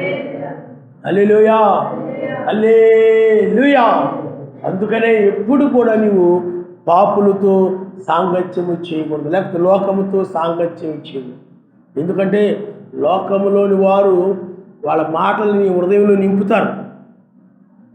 నీ హృదయం నిండిన దాన్ని బట్టి నోరు మాట్లాడు. ఏదోలో కూడా సాతాను ఏం చేశాడు? అవ్వమ్మ గారికి బాగా చక్కగా తన మాటలన్నీ నింపేశాడు. ఆ హృదయం నిండిన దాన్ని బట్టి ఆదాము దగ్గరికి వెళ్ళి ఏమండి భలే సహవాసం దొరికిందండి, భలేవాడు దొరికాడండి. ఆ సర్పము మెస్సయ్య మనల్ని మోసం చేశాడు, సర్వశక్తిమంతుడు మనం మోసం చేశాడు. ఆ ఫలములు తిన్నా ఏమవుదంట, చాలా బాగుంటామంట అనగానే ఆయన ఉప్పొంగిపోయి తన భార్య మాట కాదనలేక తోసేయలేక ఆయన కూడా తినేసాడు. ఏమైపోయింది? ప్రమాదంలో పడిపోయారు. కాబట్టి పిల్లారా, అందుకని చెడ్డవారితో సాంగత్యం చేయకుండా జాగ్రత్తగా ఉండాలి. ఆయన నామముస్తాడు. హల్లెలూయా. లేదు, ఎందుకంటే లోకస్తుల యొక్క నాలుకలని కూడా పాపపు నాలుకలు. అవి పాపము చేయు అంటే పాపపు మాటలు మాట్లాడేంటి నాలుకలు. ఒకసారి ఒకరు ఉండేవారు, వారు బాగా చాలా భక్తిగా ఉండేవారు. ఎవరో అన్నారంట, టీవీ కొనుక్కుంటే పెద్ద ఇబ్బంది ఏముందమ్మా, పర్వాలేదు కొనేసుకోండి, ఇష్టం పాటలే వినండి, ఇక్కడ ఇష్టం కూడా వస్తూ ఉంటాయి, అవి కూడా మీకు ఇష్టమైతే చూడండి, లేకపోతే లేదు, చక్కగా మీరు పని చేసుకుంటూ పాటలు పెట్టుకుంటూ వినొచ్చు. సెల్ ఫోన్ కొనుక్కునేటప్పుడు చాలామంది అదే చెప్తారు, చాలా చక్కగా చెప్తారు. ఫస్ట్ ఏం చెప్తారు చెప్పండి? ఆయన కోసం వినండి, ఆయన పాటలు వింటా అలాగ పని చేసుకుందామని, ఆయన పాటలు వింటూ అలా తుడుచుకుంటూ పాటలు వింటూ గిన్నెలు కడుక్కుంటూ పాటలు వింటూ అలా గడుపుదామని. ఇది అర్థమైందా? అందుకనే కొనుక్కుంటున్నాం అని అంటారు చాలామంది. అలాగే వాళ్ళు కూడా అలా కొనుక్కొని మొట్టమొదటి చక్కగా 1-2 రోజులు వాళ్ళు ఏం చేసేవారంటే ఆ యొక్క బైబిల్ పాటలే పెట్టుకుని వింటూ ఉండేవారు. ఆ తర్వాత మెల్లమెల్లగా ఆ రాజకీయ వార్తలే కదా, పెద్ద తప్పే ఉంది, వార్తలే అలా అలా అలా అలా అలా సీరియల్ కనపడే సీరియల్ ఏదో చిన్న మొక్కే చూద్దాం, ఆ చిన్న మొక్క చూద్దాం. ఆ తర్వాత అలా వాడి మీద వ్యామోహం పెరిగిపోతుంది, మొత్తం చూడాలనిపించదు. ఇక మొత్తం చూడాలనిపించి ఏమైపోతుంది? సీరియల్ వారం చూస్తూ ఉంటారు. పెరిగిపోయింది. అలా ఏమైపోయింది చెప్పండి? ఆత్మీయంగా మృతమైపోయి చివరికి అమ్మా బ్రహ్మాం గారు కూడా చెప్పారు, ఆ యొక్క టీవీ అనేది ఉండకూడదు, అది దయ్యం అనేది అని చెప్పారు ఆయన, అది పాతాళం నుండి వచ్చిందని చెప్పాడు ఆయన. ఈ టీవీ అమ్మేసేయండి, తీసేయండి. బాబోయ్, పిల్లలు అది లేకపోతే భోంచేయమంటున్నారండి, పిల్లలు అది లేకపోతే తిండి తినమంటున్నారండి, పిల్లలు అది లేకపోతే ఉండలేమంటున్నారండి, పిల్లలు అది లేకపోతే మాకు కూడా అది ఇంట్లో లేకపోతే ఏమి తోచట్లేదండి, అది ఇంట్లో లేకపోతే మాకు ఏమి తోచట్లేదండి అన్నారు చివరికి. అంటే ఏమైపోయారు చెప్పండి? దాని చేత జయించబడి ఆ పాపం మాటల్లో పడిపోయి ఇంకా పిల్లలు ఒక విధంగా చెప్పాలంటే పాపం మాటలు మాట్లాడడం, ఆ ఇంట్లో వాళ్ళు ఆ యొక్క పాపం పాటలు పాడడం, ఏమండి ఆ సీరియల్లో వచ్చే మాటలు మాట్లాడడం, ఆ సీరియల్లో ఎలాగైతే ఉంటుంటారో వీళ్ళు కూడా సహనం లేకుండా, ఓర్పు లేకుండా ఆ గొడవలు ఆడుకోవడం, ఈ విధంగా చాలా భయంకరమైన పరిస్థితి ఏర్పడిపోయింది. అందుకనేది పాపాన్ని నేర్పే పాఠశాల. సెల్ ఫోన్ కూడా అంతే, సెల్ ఫోన్ కూడా అంతే. ఇంకా అది ఇంతకు ముందు కంటే పాపం ఇంకా దగ్గరకు వచ్చేసింది. ఇంతకుముందు సినిమాల్లో ఉండేది పాపం. సినిమాలు అనేవి పాపాన్ని నేర్పేటువంటి పాఠశాల. ఆ సినిమాల్లో వచ్చే మాటలు కానీ, ఆ పాటలు కానీ, అవన్నీ కూడా వాళ్ళ మాటలన్నీ కూడా, వాళ్ళ నాలుకలన్నీ కూడా పాపపు సంబంధమైనటువంటి నాలుకలు, పాపముతో కూడినటువంటి నాలుకలు. ఆ రోజుల్లో ఆ సినిమాలకు వెళ్ళాలంటే కొంత దూరం నడిచి వెళ్ళాలా, లేకపోతే ఆటోల మీద వెళ్ళాలా, లేకపోతే బండ్ల మీద వెళ్ళాలా. పూర్వం అలా వెళ్ళేవారు. ఆ పాప పాఠశాల చిన్నగా ఎక్కడికి వచ్చేసింది చెప్పండి? ఇంటిలోకి వచ్చేసింది. టీవీ రూపంలో ఇంట్లోకి వచ్చేసిన తర్వాత ఇంకా సినిమాలు కూడా వెళ్ళక్కర్లేదు, ఇంట్లోనికి వచ్చేసింది. ఇంకా పెద్ద పెద్దవి కూడా వచ్చేసింది. ఇంకా వాటిని చక్కగా చూడడం, వాటిని ఆనందిస్తూ ఉండడం, పాపం ఆనందిస్తూ ఉండడం. ఇప్పుడు దాని తర్వాత సెల్ ఫోన్ వచ్చేసింది. సెల్ ఫోన్ వచ్చిన తర్వాత ఇప్పుడు నీ ఇంటి, ఎందుకంటే ఇంతకు ముందు అయితే నువ్వు ఎక్కడికో వెళ్ళిపోయిన తర్వాత ఇంటికి వచ్చాక టీవీ చూసేవాడు సాయంత్రం మాటలు. సాయంత్రం సమయంలోనో లేకపోతే ఇంటి నుండి పొద్దుటే నువ్వు పనికో ఎక్కడికి వెళ్ళబోయే ముందో ఆ టీవీ చూస్తూ ఉండి మరలా ఈ పనికి వెళ్ళిపోయి మరో సాయంత్రమే ఇంటికి వస్తే తప్ప లేదు. ఇంతకుముందు సినిమాకి హాల్కి వెళ్తే తప్ప లేదు, ఇంటికి వస్తే తప్ప లేదు. ఇప్పుడైనట్లయితే నువ్వెక్కడైనా చూడొచ్చు. కూడా సెల్ ఫోన్ని తీసుకెళ్ళిపోతుంటావు. తీసుకెళ్ళిపోయి ఆ యొక్క పాప మాటలు, పాప పాటలు వింటూ, పాప వ్యవహారాలన్నీ కూడా చూస్తూ, ఎందుకంటే వాటిని చూస్తున్నావంటే వాటినే మాట్లాడతాను, ఇంకా వాటిని వింటా ఉన్నావంటే ఇంకా వాటినే మాట్లాడుతుంటాను. ఇంకా ఆ విధంగా ఈ సెల్ ఫోన్లు వచ్చాక ఈ పాపము యొక్క నాలుకల స్వభావము, అంటే నాలుకలతో పాపము ఎక్కువైపోయింది. మనుషుల్లో మాట్లాడడం చాలా ఎక్కువైపోయింది. అందువల్ల పిల్లారా, అందుకనే మనుషులు నాడు చూడండి, పాపము మాటలు ఇంతకు ముందు కంటే కూడా అధికముగా పెరిగిపోవడం వలనే పాపాలు కూడా ఎక్కువగా పెరిగిపోయాయి. పాపములనేవి, ఆ పాపము మాటలు అనేవి ఎక్కడి నుండి వస్తున్నాయి చెప్పండి? ఆ నాలుక ద్వారా, ఆ మాట ద్వారా. ఎందుకంటే కొన్ని నువ్వు చూడగలిగితేనే. కానీ ఇప్పుడు ఉదాహరణకి మీరు చూడండి, ఎక్కడో సినిమా వేస్తున్నారు అనుకోండి, నువ్వు అక్కడ వెళ్ళి చూస్తేనే. కానీ చూడకుండా కూడా దూరాల నుండి కూడా వినొచ్చు. అందువలన అది దగ్గరికి వెళ్ళి చూసే వాళ్ళని పాపమే కాకుండా దూరంగా వినేవాళ్ళు కూడా ఏమైపోతారు చెప్పండి? ఆ పాపం మాటల్లో పడిపోతుంటారు. ఆ పాప మాటలే ఆలోచనకు వస్తూ ఉంటాయి, ఆ పాప పాటలే ఆలోచనకు వస్తూ ఉంటాయి. నీకు తెలియకుండానే ఆ పాప పాటలు నువ్వు పాడుతూ ఉంటావు, చనుక్కుంటూ ఉంటావు, నీలో నువ్వు పాడుకుంటూ ఉంటావు. నీ నాలుక ఏమైపోయింది చెప్పండి? అది పాపపు నాలుక అయిపోయింది. అది పాపప నాలుక అయిపోయింది. ఒకసారి ఒక అమ్మాయి ఉందంట. ఆ అమ్మాయిని వాళ్ళ నాన్నగారు, అమ్మ సెల్ ఫోన్ కొనుక్కో పర్లేదంటే, వద్దు డాడీ. ఆయన అంటున్నాడు, చర్చికి వెళ్తున్నాడు, అంటున్నాడు మా అమ్మాయి ఎందుకు వద్దమ్మా అని అంటే, సెల్ ఫోన్ వల్ల చాలామంది పాడైపోతున్నారు కదా, నాకు అంత అవసరం ఏముందలే, నాకు అంత ఇంపార్టెంట్ ఏముందలే, సెల్ ఫోన్ వద్దులే. ఆయన చాలా సంతోషం. ఆయన నమ్మేస్తాను. హల్లెలూయా. ఇప్పుడు వద్దంటారు ఎవరన్నా? ఏమండి వద్దంటారు. నువ్వు కొని వద్దని 2 రోజులు అనుకుంటావు, కానీ వాడు నీ కాళ్ళ చుట్టూ కుక్కపిల్ల తిరిగినట్టు, పిల్లిపిల్ల తిరిగినట్టు తిరిగేస్తూ ఉంటాడు. మీకు అర్థమైందా? తిరిగేస్తే నువ్వేం చేస్తావు చెప్పండి? లొంగిపోతావు. లొంగిపోయి కొనిచ్చేస్తావు. కొనిచ్చడం వల్ల అలాంటి వాటిని చూస్తాడు, అలాంటి వాటిని మాట్లాడతాడు. వేటిని చూస్తాడో బైబిల్లో చెప్పబడుతుంది, మేము కన్నులారా దేన్ని చూసాము, దేన్ని విన్నాము, దేన్ని తాకాము.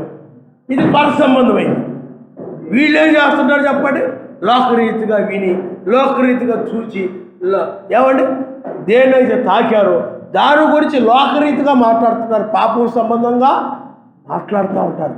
అందుకని పాపం వైపు ప్రేరేపిస్తారు. పాపపు నాలుక వలన ఈనాడు చాలామంది పాడైపోవడానికి, చెడిపోవడానికి కారణం ఏంటంటే పాపపు నాలుకే. పాపపు నాలుకే. ఒక అమ్మాయి చాలా చక్కగా ఉండేది. అసలు ఒళ్ళంతా కూడా చక్కగా ఏమీ కనబడకుండా ఆ బట్టలు నిండుగా కప్పుకునేదనమాట. చాలా నీట్గా ఉండేదనమాట ఆ అమ్మాయి. కానీ ఆ అమ్మాయి లోకస్తుల పిల్లలతో సహవాసం చేసింది. ఆ పిల్లలు అన్నారంట, ఏంటి నువ్వు పాతకాలపు మనిషిలాగా, ఏంటి మామలాగా ఉన్నావు నువ్వు, పూర్వకాల మనిషిలా ఉన్నావు నువ్వు, ఇలాగైతే నిన్ను అసలు ఎవరు పట్టించుకుంటారు, ఇప్పుడు కాల పిల్లలు చూడు ఎలా ఉంటున్నారో, నువ్వేంది ఎలా ఉండవు, నీకు అలాగైతే ఎవరు నీ ఒక చూడరు, నీతో మాట్లాడరు, ఎవరు కూడా నిన్ను పెళ్లి చేసుకోరు, ఇలాగేంటి అని అన్నారంట అమ్మాయి. చూడండి, ఎందుకంటే వాళ్ళతో సహవాసం చేయడం వల్ల అలాంటి మాటలే చెప్తారు, పాపం మాటలే చెప్తారు. ఆ అమ్మాయి ఇంటికి వచ్చేసి, అమ్మా నన్ను అలా అన్నారు, నాకు ఇలాగైతే ఎలాగా, నేను ఇలాగ కాదు, నాకు ఇలాంటి బట్టలు వద్దు, నువ్వుగా వాళ్ళందరూ ఎలా కొనుక్కున్నాక అలాంటి కొని నన్ను బ్యూటీ పార్లర్లో తీసుకెళ్ళు, ఇవన్నీ నేను చెక్కించుకోవాలా, అర్థమైందా, అవన్నీ చేయించుకోవాలా.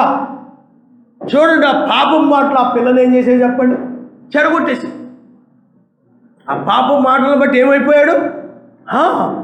అందువల్ల లోకములో ఉన్నటువంటి నరుల యొక్క నాలుకలు, అనేక మంది నరుల యొక్క నాలుకలు ఈనాడు పాపమయమైపోయి ఉన్నవి కనుక, పాపముతో ఉన్నాయి కాబట్టి ఆ పాపం మాటలను బట్టి క్రైస్తవులు కూడా ఏమైపోతున్నారంటే ఆ పాపం మాటల్లో పడిపోయి పాపులైపోతున్నారు. ఆనాడు ఏదోనులో ఉన్న క్రైస్తవులు ఉన్నారు, ఆదామవులనే వాళ్ళిద్దరు, వాళ్ళు కూడా ఏమైపోయారు చెప్పండి, సర్పం వల్ల పాపంలో పడిపోయారు. ఈనాడు కూడా అనేక మంది ఆ విధంగా పాపం యొక్క నాలుగు కలిగిన వారి యొక్క మాటల్లో పడిపోయి ఈనాడు చాలామంది పిల్లలు, క్రైస్తవుల పిల్లలు క్రైస్తవుల వలె ఉండకుండా అన్యుల పిల్లల వలె తయారైపోయి అన్యుల పిల్లల వలె మాట్లాడడం, అన్యుల పిల్లల వలె ఉంటూ ఉన్నారు. కారణం ఏమిటంటే లోకం యొక్క ప్రభావం వీళ్ళ మీద చూయిస్తూ ఉంది. ఆ పాపపు నాలుక యొక్క ప్రభావం వీళ్ళ మీద చూయిస్తూ ఉంది. అందుకనే పిల్లారా, అందుకని లోకంలో మనుషులు ఏమంటారంటే, అరే తాగిన తప్పే ఉందిరా. పిల్లారా చూడండి, క్రైస్తవులు చాలామంది క్రైస్తవులు, మొన్న ఒక ఆయన పెళ్ళైపోయింది, పెళ్ళి కాకముందు చాలా బాగుండేవాడు, పెళ్ళైపోయిన తర్వాత ఆయన కొన్ని రోజులు పనికి వెళ్ళాడంటే, అవి వెళ్ళిపోయిన తర్వాత అక్కడ వాళ్ళందరూ ఈ క్రైస్తవుడే, కానీ వాళ్ళందరూ కూడా అన్యులు,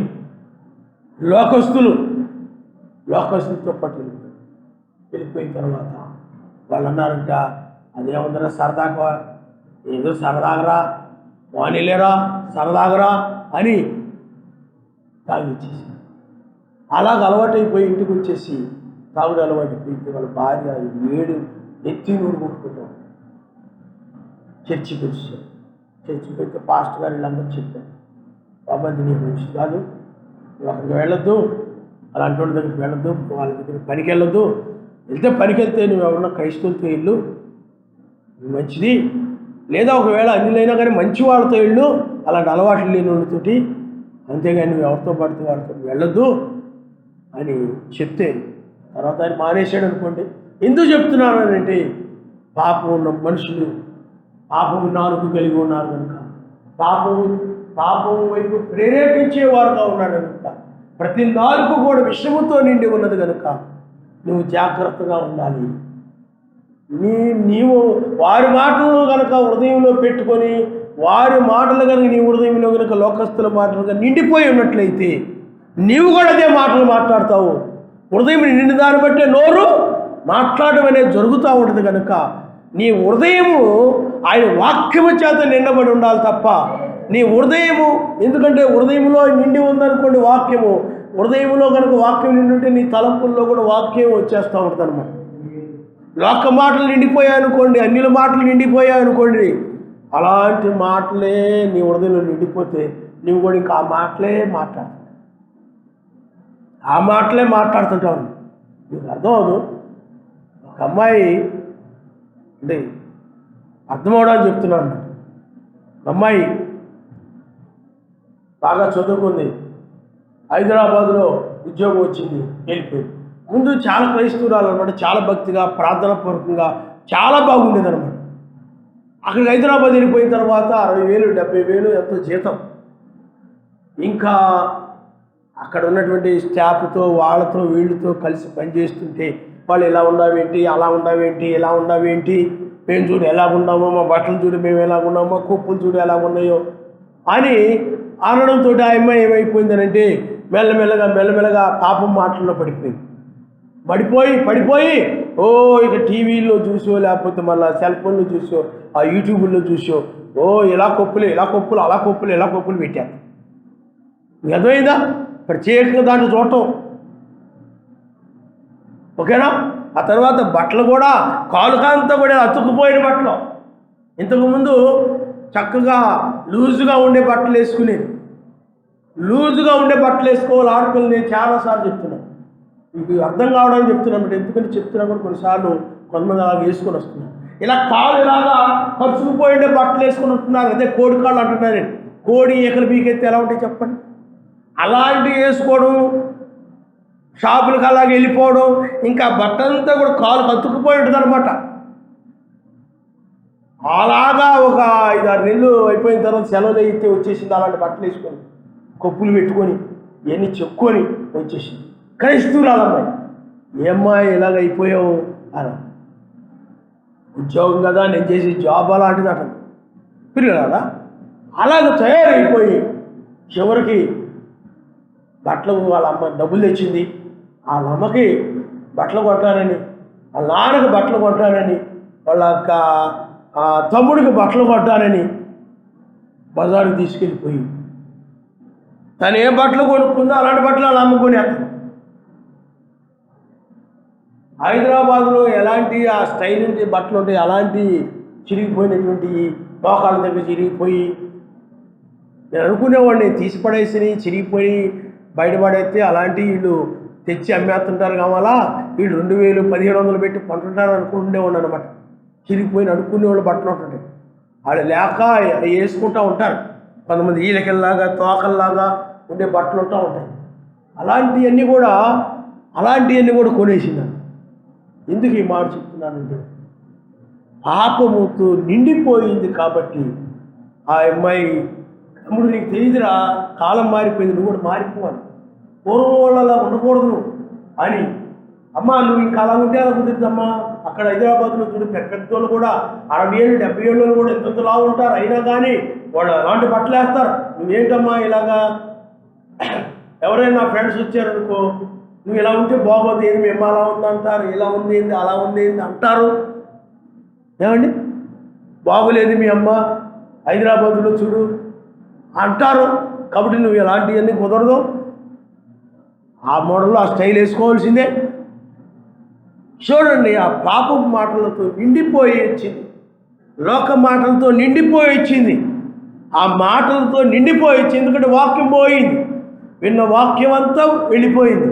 ఇంకా వాళ్ళ ఇంట్లో వాళ్ళందరూ కూడా తన మాటల ద్వారా, పాప మాటల ద్వారా, ఏంటి మీ అమ్మోళ్ళు ఇలా ఉండే పిచ్చిదానిలాగా ఉంటారండి, అలాగండి ఇలాగండి అంటారని వాళ్ళకి కూడా ఆ మోడల్ డ్రెస్సులు కొనేసింది. స్టైల్గా ఉండాలా, రేపు నాతో పనిచేసే వాళ్ళు వచ్చారనుకో, నువ్వు ఇలా ఉంటే ఇలా ఉన్నావేంటి, అలా ఉన్నదేంటి మీ అమ్మ అని అంటారు, మీ నాన్న ఇలా ఉన్నాడండి అని అంటారు. కొంటారా లేదా? వాళ్ళు అలా అన్నారనుకో, నాకు నామూషిగా ఉంటుంది అని మార్చేసి. కాబట్టి ఇలాగా నాలుగు గనక మారిపోయి అనేక మందిని, ఇంట్లో వాళ్ళను కూడా పాపం వైపు తిప్పేటువంటి, లోకం వైపు లోక ఆకర్షణ వైపు, లోక స్టైల్ వైపు తిప్పేటువంటి, అలాంటి అంటే స్టైల్ అంటే అపవిత్రంగా కనబడేటువంటి వస్త్రాల వైపు తిప్పే నాలుక. అదే నాలుక అయినా చెప్పండి, పాపపు నాలుక అయి ఉన్నది. నేను మన చర్చికి ఎవరు వచ్చినప్పుడు అలాంటి బట్టలు వేసుకుని వచ్చినప్పుడు వేసుకుంటావు, ఈసారి చేసుకున్నావు. మీరు అలాంటి వాక్యం వింటున్నారు కానీ మీలో మార్పు లేదు. అలాంటివి నువ్వు ఉన్నట్లయితే ఇంటి దగ్గరే కాదు, చర్చిలోనే కాదు, ఇంటి దగ్గర కూడా నువ్వు ఇలా కాళ్ళకి ఇలాగ కరుచుకుపోయి ఉండే బట్టలు నువ్వు వేసుకున్నావు అంటే దయ్యం పట్టిన దానివి. అది దయ్యం బట్టలు అవి, సాతాను బట్టలు అవి. ఎందుకనంటే నీ శరీరం వలన ఇతరులకు అపవిత్రమైన ఆలోచన కలుగుతాయి. అందుకనే బ్రహ్నాం గారు ఏం చెప్పారంటే స్త్రీలు అనేక మంది వాళ్ళ వస్త్రధారణ వల్లనే నరకంలో ఉంటారని చెప్పాడు ఆయన. దయ్యం అలాంటి వస్త్రాలు వేసుకునేలాగా చేస్తారన్నమాట, నేను ప్రేరేపిస్తారన్నమాట అపవిత్రమైన వస్త్రాలు వేసుకునేలాగా. అలాంటివి ధరించుకొని తిరగాలని వాంఛన కలుగు చేసేది సాతానే. దయ్యం అంటే సాతానే, వాడే. అందుచేత మనము పరలోక సంబంధమైన వారం కాబట్టి, వేరే దేశానికి సంబంధించిన వారం కాబట్టి, వేరే దేశానికి తగ్గట్టుగా నువ్వు జీవించాలి. ఆయన హల్లెలూయా. పరసంబంధులుగా బ్రతకాలి. పరసంబంధులు అనగా వేరే దేశానికి సంబంధించిన వాళ్ళు పవిత్రులై ఉన్నారు కాబట్టి, పరిశుద్ధులై ఉన్నారు కాబట్టి, నీ వస్త్రధారణలో కానీ అన్నిటిలో కూడా పరిశుద్ధంగా కనపడాలి. పరిశుద్ధంగా నువ్వు జీవించాలి. ఆ దేశానికి తగినట్లుగా నీవు నడవాలి, మాట్లాడాలి. ఆ దేశానికి తగినట్లుగా వస్త్రధారణ వేసుకోవాలి. ఆ దేశానికి తగ్గట్టుగానే నీవు వినయంగా ఉండాలి, గౌరవంగా ఉండాలి, తల్లిదండ్రులు లోబడాలి, మర్యాదగా ఉండాలి, ప్రేమగా ఉండాలి. ఇవన్నీ నువ్వు కలిగి ఉండాలి. ఆయన నామరిస్తాను. హల్లెలూయా, హల్లెలూయా. అంతేగాని షాప్కి వెళ్ళగానే, మార్కెట్కి వెళ్ళగానే పవిత్రమైన బట్టలు కొనాలి మా పిల్లలకి అని అనుకోవాలి నువ్వు. అర్థమవుతున్నారండి?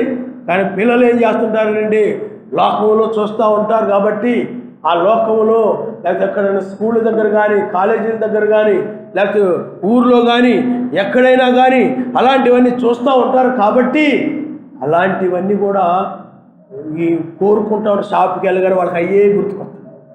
ఆ బట్టలే గుర్తుకొస్తాయి, ఆ బట్టలే ఆలోచనకు వస్తాయి.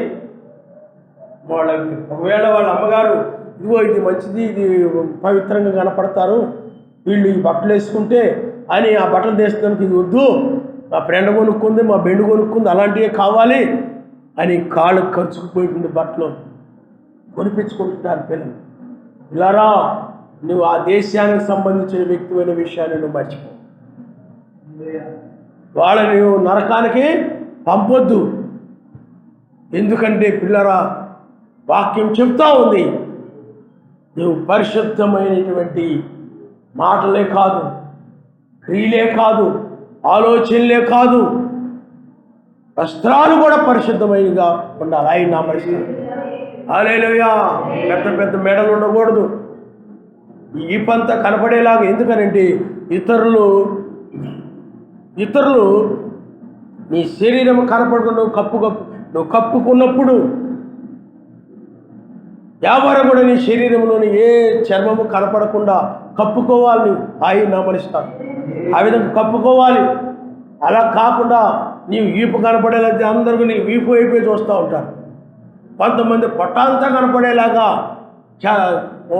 ఇలాగ చీర దోపుకొని ఉంటారు, నీ పొట్ట వైపు చూస్తూ ఉంటారు. కొంతమంది నడుము కనపడేలాగా కట్టుకుంటుంటారు, వాళ్ళు నడుము వైపు చూస్తూ ఉంటారు. వారికి గనక నీ పట్ల గనక చెడ్డ తలంపు ఆ వీపును బట్టి కానీ, ఆ నడుమును బట్టి కానీ, నీ కాళ్ళను బట్టి కానీ, ఆ కాళ్ళు చూడు ఎంత బాగున్నాయో అబ్బా అని కనుక వాళ్ళు గనక అన్నారు అనంటే నీవు నరకంలో పడిపోయినట్టు. నీకు అర్థమైందా? ఎందుకంటే వాళ్ళకి చెడ్డ ఆలోచన కారణమయ్యావు నువ్వు. ఒక మోహపు చూపుకి ఏమయ్యావు చెప్పండి? కారణమయ్యావు. అదే బ్రహ్మం గారు చెప్పారన్నమాట. మోహపు చూపు కారణం స్త్రీ అని చెప్పాడు. ఒక పురుషుడి చెడ్డ చూపు చూడడానికి కారణం ఏంటి చెప్పండి? స్త్రీయే అన్నాడు. నువ్వు కనుక అవి కరెక్ట్గా కట్టుకున్నప్పుడు అతడికి చెడ్డ ఆలోచన నీకు కలగదు. ఆయన నమ్మనిస్తాడు. హల్లెలూయా, హల్లెలూయా. అందుచేత నీవు పాపపు మాటలు, లేకపోతే నీ నాలుక మాటలు ఇతరులకి పరిశుద్ధమైనటువంటి పాపం మాటల వల్లే కాకుండా పరిశుద్ధమైన మాటలుగా ఉండాలి తప్ప, నువ్వు ఈ పరిశుద్ధమైన వస్త్రాలు వేసుకోవాలి. ఆ విధంగా ఉండాలి తప్ప ఈ వేసుకో అవి వేసుకో లోకం అంతా వేసుకోవట్లేదా అని ఆ విధంగా వేసుకోమని చెప్పకూడదు. ఆ మాటలు నువ్వు చెప్తున్నావు అనుకోండి, ఆ మాటలు ఏమైనా చెప్పండి, ఈ నీకు పెద్ద పాపం కింద కనపడకపోవచ్చు. మీకు అర్థమైందా? మనుషులు పాపం ఏమంటే వ్యభిచారాలు చేయడం, దొంగతనాలు చేయడం, అవి వాటి వైపు ప్రేరేపించేవారు కూడా ఉంటారు. బైబిల్లో కూడా చాలామంది ఉన్నారు ఆ విధంగా చెడ్డవాటి వైపు ప్రేరేపించేవాడు, వాక్య విరోధమైన వాడు ప్రేరేపించేవారు. మరి సౌలు రాజు కాలంలో పాపం మాటలు చెప్పారు కొంతమంది. ఏమీ లేదు, అందరినీ హతమార్చక్కర్లేదు, బలిష్టమైన వాటితో సరిపోతాయి, అని చెప్పారు. చెప్పేటప్పటికి వాళ్ళ మాటను తోసివేయలేకపోయాడు సౌలు రాజు. వాళ్ళు ఊహించి చెప్పారు. వాళ్ళు ఇలాగైతే ఇది మంచిగా ఉంటుంది, ఇది మంచిది కదా అని చెప్పారు. కానీ సౌలు ఆ సర్వశక్తిమంతుడు చెప్పిన మాటను పట్టుకోవాలి. సర్వశక్తిమంతుడు ఏం చెప్పాడు దాన్ని పట్టుకోవాలి. ఆ పాపం మాటల చేత ప్రేరేపించబడిన వాడి ఏమండి ఆ నాలుక, వారి నాలుక ద్వారా వచ్చిన పాపం మాటలను బట్టి ఆ సౌలు రాజు పాపమున పడిపోయాడు. సర్వశక్తిమంతుడు దూరం అయిపోయాడు. నీ మాటలు కూడా ఇతరులని సర్వశక్తిమంతునికి దూరం చేసే విధంగా ఉండకూడదు. నీ మాటలు ఇతరులను నరకాన్ని నడిపించే విధంగా ఉండకూడదు. నీ మాటల వల్ల ఆరాధనకో ప్రార్థనకో వాళ్ళు దూరమయ్యే వాళ్ళగా ఉండకూడదు. ఆయన సన్నిధికి నడిపించేలా ఉండాలి నీ మాటలు. ఆయన నామనిస్తాం. ఆయన క్షమించేవాడు, ఆయన రక్షించేవాడు, ఆయన ప్రేమించేవాడు, ఆయన జాలి కలిగిన వాడు, కనికరమ కలిగిన వాడు. ఆయన దగ్గరకు వచ్చి నీ దోషాలు ఒప్పుకో ఏమండి ఆ విధంగా ఆయన దగ్గర నడిపించే మాటలా ఉండాలి తప్ప ఆ దోషాలు కలిగి ఆ పాపము మాటల వలె ఉండకూడదు. నీ నాలుక పాపముతో అందువల్లనే నీ నోట లేకపోతే నీ నాలుక ద్వారా పాపము చేయకుండా నీ యొక్క మూతికి ఏం పెట్టుకోవాలి చెప్పండి? చిక్కము పెట్టుకోవాలి. ఆయన నామస్తాను. హల్లెలూయా, హల్లెలూయా. అందువల్ల ప్రియులారా చాలా జాగ్రత్తగా ఇచ్చి, ఎందుకంటే వేళ్ల పాలనకు వెళ్ళాలంటే, ఆ రాజ్యంలోనికి వెళ్ళాలంటే ఇలాంటి బట్టలు ఉండవు, ఇలాంటి మాటలు ఉండవు. అక్కడంతా కూడా పరిశుద్ధత, పరిశుద్ధమైన మాటలతోనూ పరిశుద్ధమైన క్రియలతోనూ పాపం అనేది అక్కడ ఉండనే ఉండదు. ఆయన నామనిస్తాను. హల్లెలూయా, హల్లెలూయా. అప్పుడు పిల్లారా ఆలోచన చేయండి. నాకు అబ్బాయి ఉన్నాడు. ఆ అబ్బాయి జబ్బు చేసి పిల్లి ఎలా తిరుగుతూ ఉంటుంది, ఇలా మెలాడేసి తిరుగుతూ ఉంటే అలా తిరుగుతున్నాడు. మీకు అర్థమవుతుందండి? 6 రోజులు తిరుగుతూ ఉన్నాడు. ఆ పిల్లి ఎలా తిరుగుతుందో జబ్బును పడిపోతూ ఉంటుంది అనమాట. లే అలా నడుచుకుంటూ పోతాడు, తూలిపోతాం, నడుచుకుంటూ పోతాం, తూలిపోతాం. ఏంటిరా అని అంటే సెల్ ఫోన్ పాడైపోయింది, కొత్తది కావాలంట. ఇక అదవుతుందండి. వాళ్ళ అమ్మాడిని చూసి జాలి పడిపోయి ప్రేమ పొంగిపోయి కొనిచ్చిన తర్వాత వాళ్ళ అమ్మోళ్ళు ఉన్నప్పుడు ఏం చేసేవాడనంటే చాలా భక్తి పాటలు వింటున్నట్టుగానే, బైబిల్ వాక్యం వింటున్నట్టుగానే ఏమండి అంతా యాక్టింగ్ చేసేవాడు అనమాట. వాళ్ళ అమ్మోళ్ళు వెళ్ళిపోయిన తర్వాత డాబా మీద పోయి అక్కడికి వెళ్ళిపోయి పైకి వెళ్ళిపోయి చక్కగా వీడియో గేమ్ కొన్నిసార్లు ఈలు ఫోన్స్ పెట్టుకొని కింద పిలుస్తుంటే కూడా పైకి వినపడదు. ఇక అర్థమవుతుందండి? వాడి బుద్ధి, ఆ పిల్లవాడి బుద్ధి అది పాప బుద్ధి అయినప్పుడు, పాపం సంబంధమైన వాటిని వినే బుద్ధి, చూసే బుద్ధి, ఆ చండాల బుద్ధి అయినప్పుడు నీవు కనుక అలాంటి సెల్ ఫోన్ కనుక కొనిచ్చావనుకోండి, ఇంకా పాపాన్ని పోసి ఇంకా అతని పాపంలో ఇంకా పెంచి పెద్ద చేసినట్టే. అందువల్ల నీవు పాపం మాటలు చెప్పకపోవచ్చు, పాపం మాటలు చెప్పే వాటిని కొనిచ్చినా అది నీకు ప్రమాదమే, అది నీకు ప్రమాదమే. నువ్వు గమనించాలి. ఎందుకంటే అలాంటి వాటిని, అలాంటి స్వభావం కలిగిన వారికి నువ్వు అలాంటి వాటిని కొనివ్వకూడదు, వాటిని దూరంగా పెంచాలి.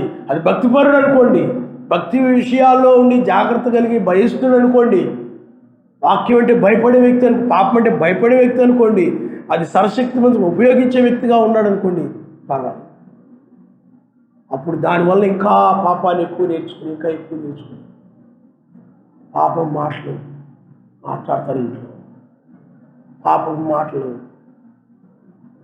తిరగబడి పాపం మాటలు మాట్లాడతారు. దోషం ఇంకా మిత్రుడు అయిపోతాడు, ఇంకా పాప అయిపోతాడు. ఇంకా అందుకని చాలామంది అంటే సెల్ ఫోన్ వచ్చేది వాడైపోయాడు అంటారు. ఎందుకు నేను చెప్తున్నానంటే పిల్లారా, సెల్ ఫోన్ గురించి ఎక్కువ మాట్లాడుతున్నానంటే, పిల్లలు ఈనాడు పెద్దోళ్ళు కానీ అందరూ కూడా పూర్వకాలంలో మనుషుల దగ్గర పాపులు కూర్చునే చోట కూర్చోవడము, అపహాస్యులు నిలవడం పూర్వకాలంలో ఉండేది. మా ఊరు ఉందనుకోండి, మా ఊరు మధ్యలో పెద్ద చెట్టు ఉండేది, అరుగు ఉండేది. అటు అరుగు దగ్గరకు చేరేవారు, పాపులు అందరూ చేరేవారు, చుట్టలు కాల్చుకుంటూ పొగదులుతా రకరకాలుగా ఆమ చుట్లు, ఈమ చుట్టూ ఊళ్ళో విషయాలు, అక్కడ ఇలా జరిగింది, ఇక్కడ ఇలా జరిగిందని ఆ మనుషుల దగ్గరికి వెళ్ళి కూర్చొని ఆ మాటలని విని ఆ విధంగా చెడిపోవడము పోవడము, ఆ కుర్రోళ్ళందరూ కూడా చోట చేరి అరుగుల మీద కూర్చొని వాళ్ళ గురించి వీళ్ళ గురించి అమ్మాయిల గురించి క్రికెట్ గురించి సినిమాల గురించి లేకపోతే అబ్బాయిల గురించి వీటి గురించి వాటి గురించి విపరీతంగా చెప్పుకుంటూ ఉంటారు అరుగుల మీద చేరి. ఆ సినిమా ఇలాగా, ఈ సినిమా ఇలాగా, ఆ క్రికెట్ ఇలాగా, ఈ క్రికెట్ ఇలాగా, అన్ని విషయాలు వాళ్ళ దగ్గరకు వచ్చేస్తూ ఉంటాయి. పాపులు కూర్చోవడం అప్పాసులు ఇచ్చే మార్గం నిలవడం ఇంతకుముందు ఎక్కువగా ఉండేది. ఇప్పుడైనా ఇట్లా తగ్గింది, లేదని నేను చెప్పడం లేదు. తగ్గి ఇప్పుడు ఏమైపోయిందంటే సెల్ ఫోన్ దగ్గర కూడిపోతున్నాడు అంతే. మనుషులతో సంబంధం ఉండలేదు ఇప్పుడు. ఎక్కువ మంది అక్కడ ఉన్నా అక్కడ ఉండలేదు. తనకు తానే ఏమైపోతున్నాడు చెప్పండి, సెల్ ఫోన్ వచ్చిన తర్వాత వేరైపోయి పాపాన్ని నేర్చుకుంటున్నాడు. ఇంతకుముందు మనుషుల దగ్గరికి వెళ్ళి ఏమైపోయాడు చెప్పండి. అందుకనే ఎక్కువగా మీకు సెల్ ఫోన్ గురించి చెప్పడం జరుగుతుంది. ఇప్పుడు ఎక్కువగా తనకు తానే ఇంట్లో 4 సెల్లు ఉన్నాయి, నలుగురు 4 సెల్లు పట్టుకుంటున్నారు. ఇంకా సాటలేదు అంటున్నారు కొంతమంది. ఇంకా సాటలేదు, ఎందుకంటే ఇబ్బంది అయిపోతుంది చూడడానికి. ఒకరే అయితే తన్నేసుకుంటున్నారు పిల్లలు. ఇంట్లో వాళ్ళు గొడవలు వచ్చేస్తున్నాయి సెల్ ఫోన్ గురించి. నాకు కావాలని గొడవలు వచ్చేస్తున్నాయి. వాడేమో క్రికెట్ చూడాలంటాడు, వీడేమో ఇది చూడాలంటాడు, వాడేమో అది చూడాలంటాడు. ఈ అమ్మాయి ఏమో సీరియల్ చూడాలంటది, ఈ అమ్మాయి ఏమో అది చూడాలంటే, ఇంకోటేమో ఇది కావాలంటున్నారు. గొడవలు అయిపోతున్నాయి. కాబట్టి తలా ఒకటి కొనాలి. మరి సెల్ ఫోన్ లేనప్పుడు బ్రతకలేదా? అప్పుడు లేరా? కాబట్టి వచ్చినాక ఏమైపోయినాయి చెప్పండి. దీని గురించి తన్నుకుంటారు, గొడవలు. ఆ సెల్ ఫోన్ గురించి మళ్ళీ తిండి తినకుండా మానేయడం. వాడికి ఎందుకు ఇవ్వాలి, నాకు ఇవ్వాల్సిందే అని అలిగి తిండి తినకుండా ఉండడం, వాటి గురించి బాధపడిపోవడం, మనసు వాటి గురించి వాటి మీద ఆత్మీయంగా ఏమైపోతున్నారు చెప్పండి, శూన్యమైపోతున్నారు. వాక్యం వాళ్ళ హృదయాల్లో ఉండడం లేదు. పిల్లలు కూడా వాక్యము వాళ్ళ హృదయాల్లో నిండి ఉండాలి. ఆయన బోధలో పెంచాలి. నువ్వే మాటలే చెప్తున్నావు వాళ్ళ హృదయాల్లో ఆ మాటలు నిలిచి ఉండాలి. కానీ సెల్ ఫోన్ దగ్గర ఏమైపోతున్నాయండి, గొడవలు అయిపోయి దాని గురించి బాధపడిపోతున్నారు తప్ప, దాని గురించి ఆలోచిస్తున్నారు తప్ప, దాని గురించి విచారిస్తున్నారు తప్ప ఆ పాపం సంబంధమైనటువంటి దాని గురించి. చూడండి, అదే గనక ఇంట్లో వాళ్ళందరూ కూడా వాక్యాన్ని గురించి అనుకోండి, ఆ వాక్యం అలా పెట్టుకుని అందరూ వినొచ్చు చక్కగా. ఆయన నామమునకు స్తోత్రం, హల్లెలూయా హల్లెలూయా. అప్పుడు ఒక సెల్ ఫోన్ చాలు, అది ఒకటి చాలు. కాబట్టి తల్లికి ఒక సెల్ ఫోను, బిడ్డకు ఒక సెల్ ఫోను, నాన్నకు ఒక సెల్ ఫోను, అమ్మాయికి ఒక సెల్ ఫోను, తలా ఒక సెల్ ఫోన్. ఎవరి వాళ్ళు చూసుకోవడానికి గొడవలు లేకుండా ఉండాలి. ఎవరి మనసు వాళ్ళది, కానీ ఒకే మనసు ఉండాలి ఇంట్లో. ఆ ఒక్క మనసు వాక్యం మీద ఉండాలి. ఒకరేమో క్రికెట్ మీద, ఒకరేమో సినిమా పాటల మీద, ఒకడేమో వీడియో గేముల మీద, ఇంకోడేమో ఇంకో దాని మీద, అలా రకరకాల వాళ్ళ మీద మనసు కలిగి ఉంటున్నారు. ఇది వాక్య వ్యతిరేకము. ఇలా ఉన్నట్లయితే పరలోక రాజ్యానికి ఏమవరు చెప్పండి, చేర్చబడరు. ఎందుకంటే అక్కడ పరలోక రాజ్యంలో సెల్ ఫోన్ గురించి విచారించుకోవడం కానీ, గొడవలు ఆడుకోవడం కానీ, ఆ యొక్క సెల్ ఫోన్ నాకేమలేదని దాని గురించి తిట్టుకొని తిండి మానేసి, లేకపోతే అలాగా అలిగేసి ఈ విధంగా ఉండడం అనేది పరలోక రాజ్యంలో ఉండదు. కాబట్టి దీని మీద మనసు కలిగిన వారు ఏమైపోతారండి, విడిచిపెట్టబడతారు. వాక్యం మీద మనసు ఉండాలి. ఆయన నామమున స్తోత్రం, హల్లెలూయా.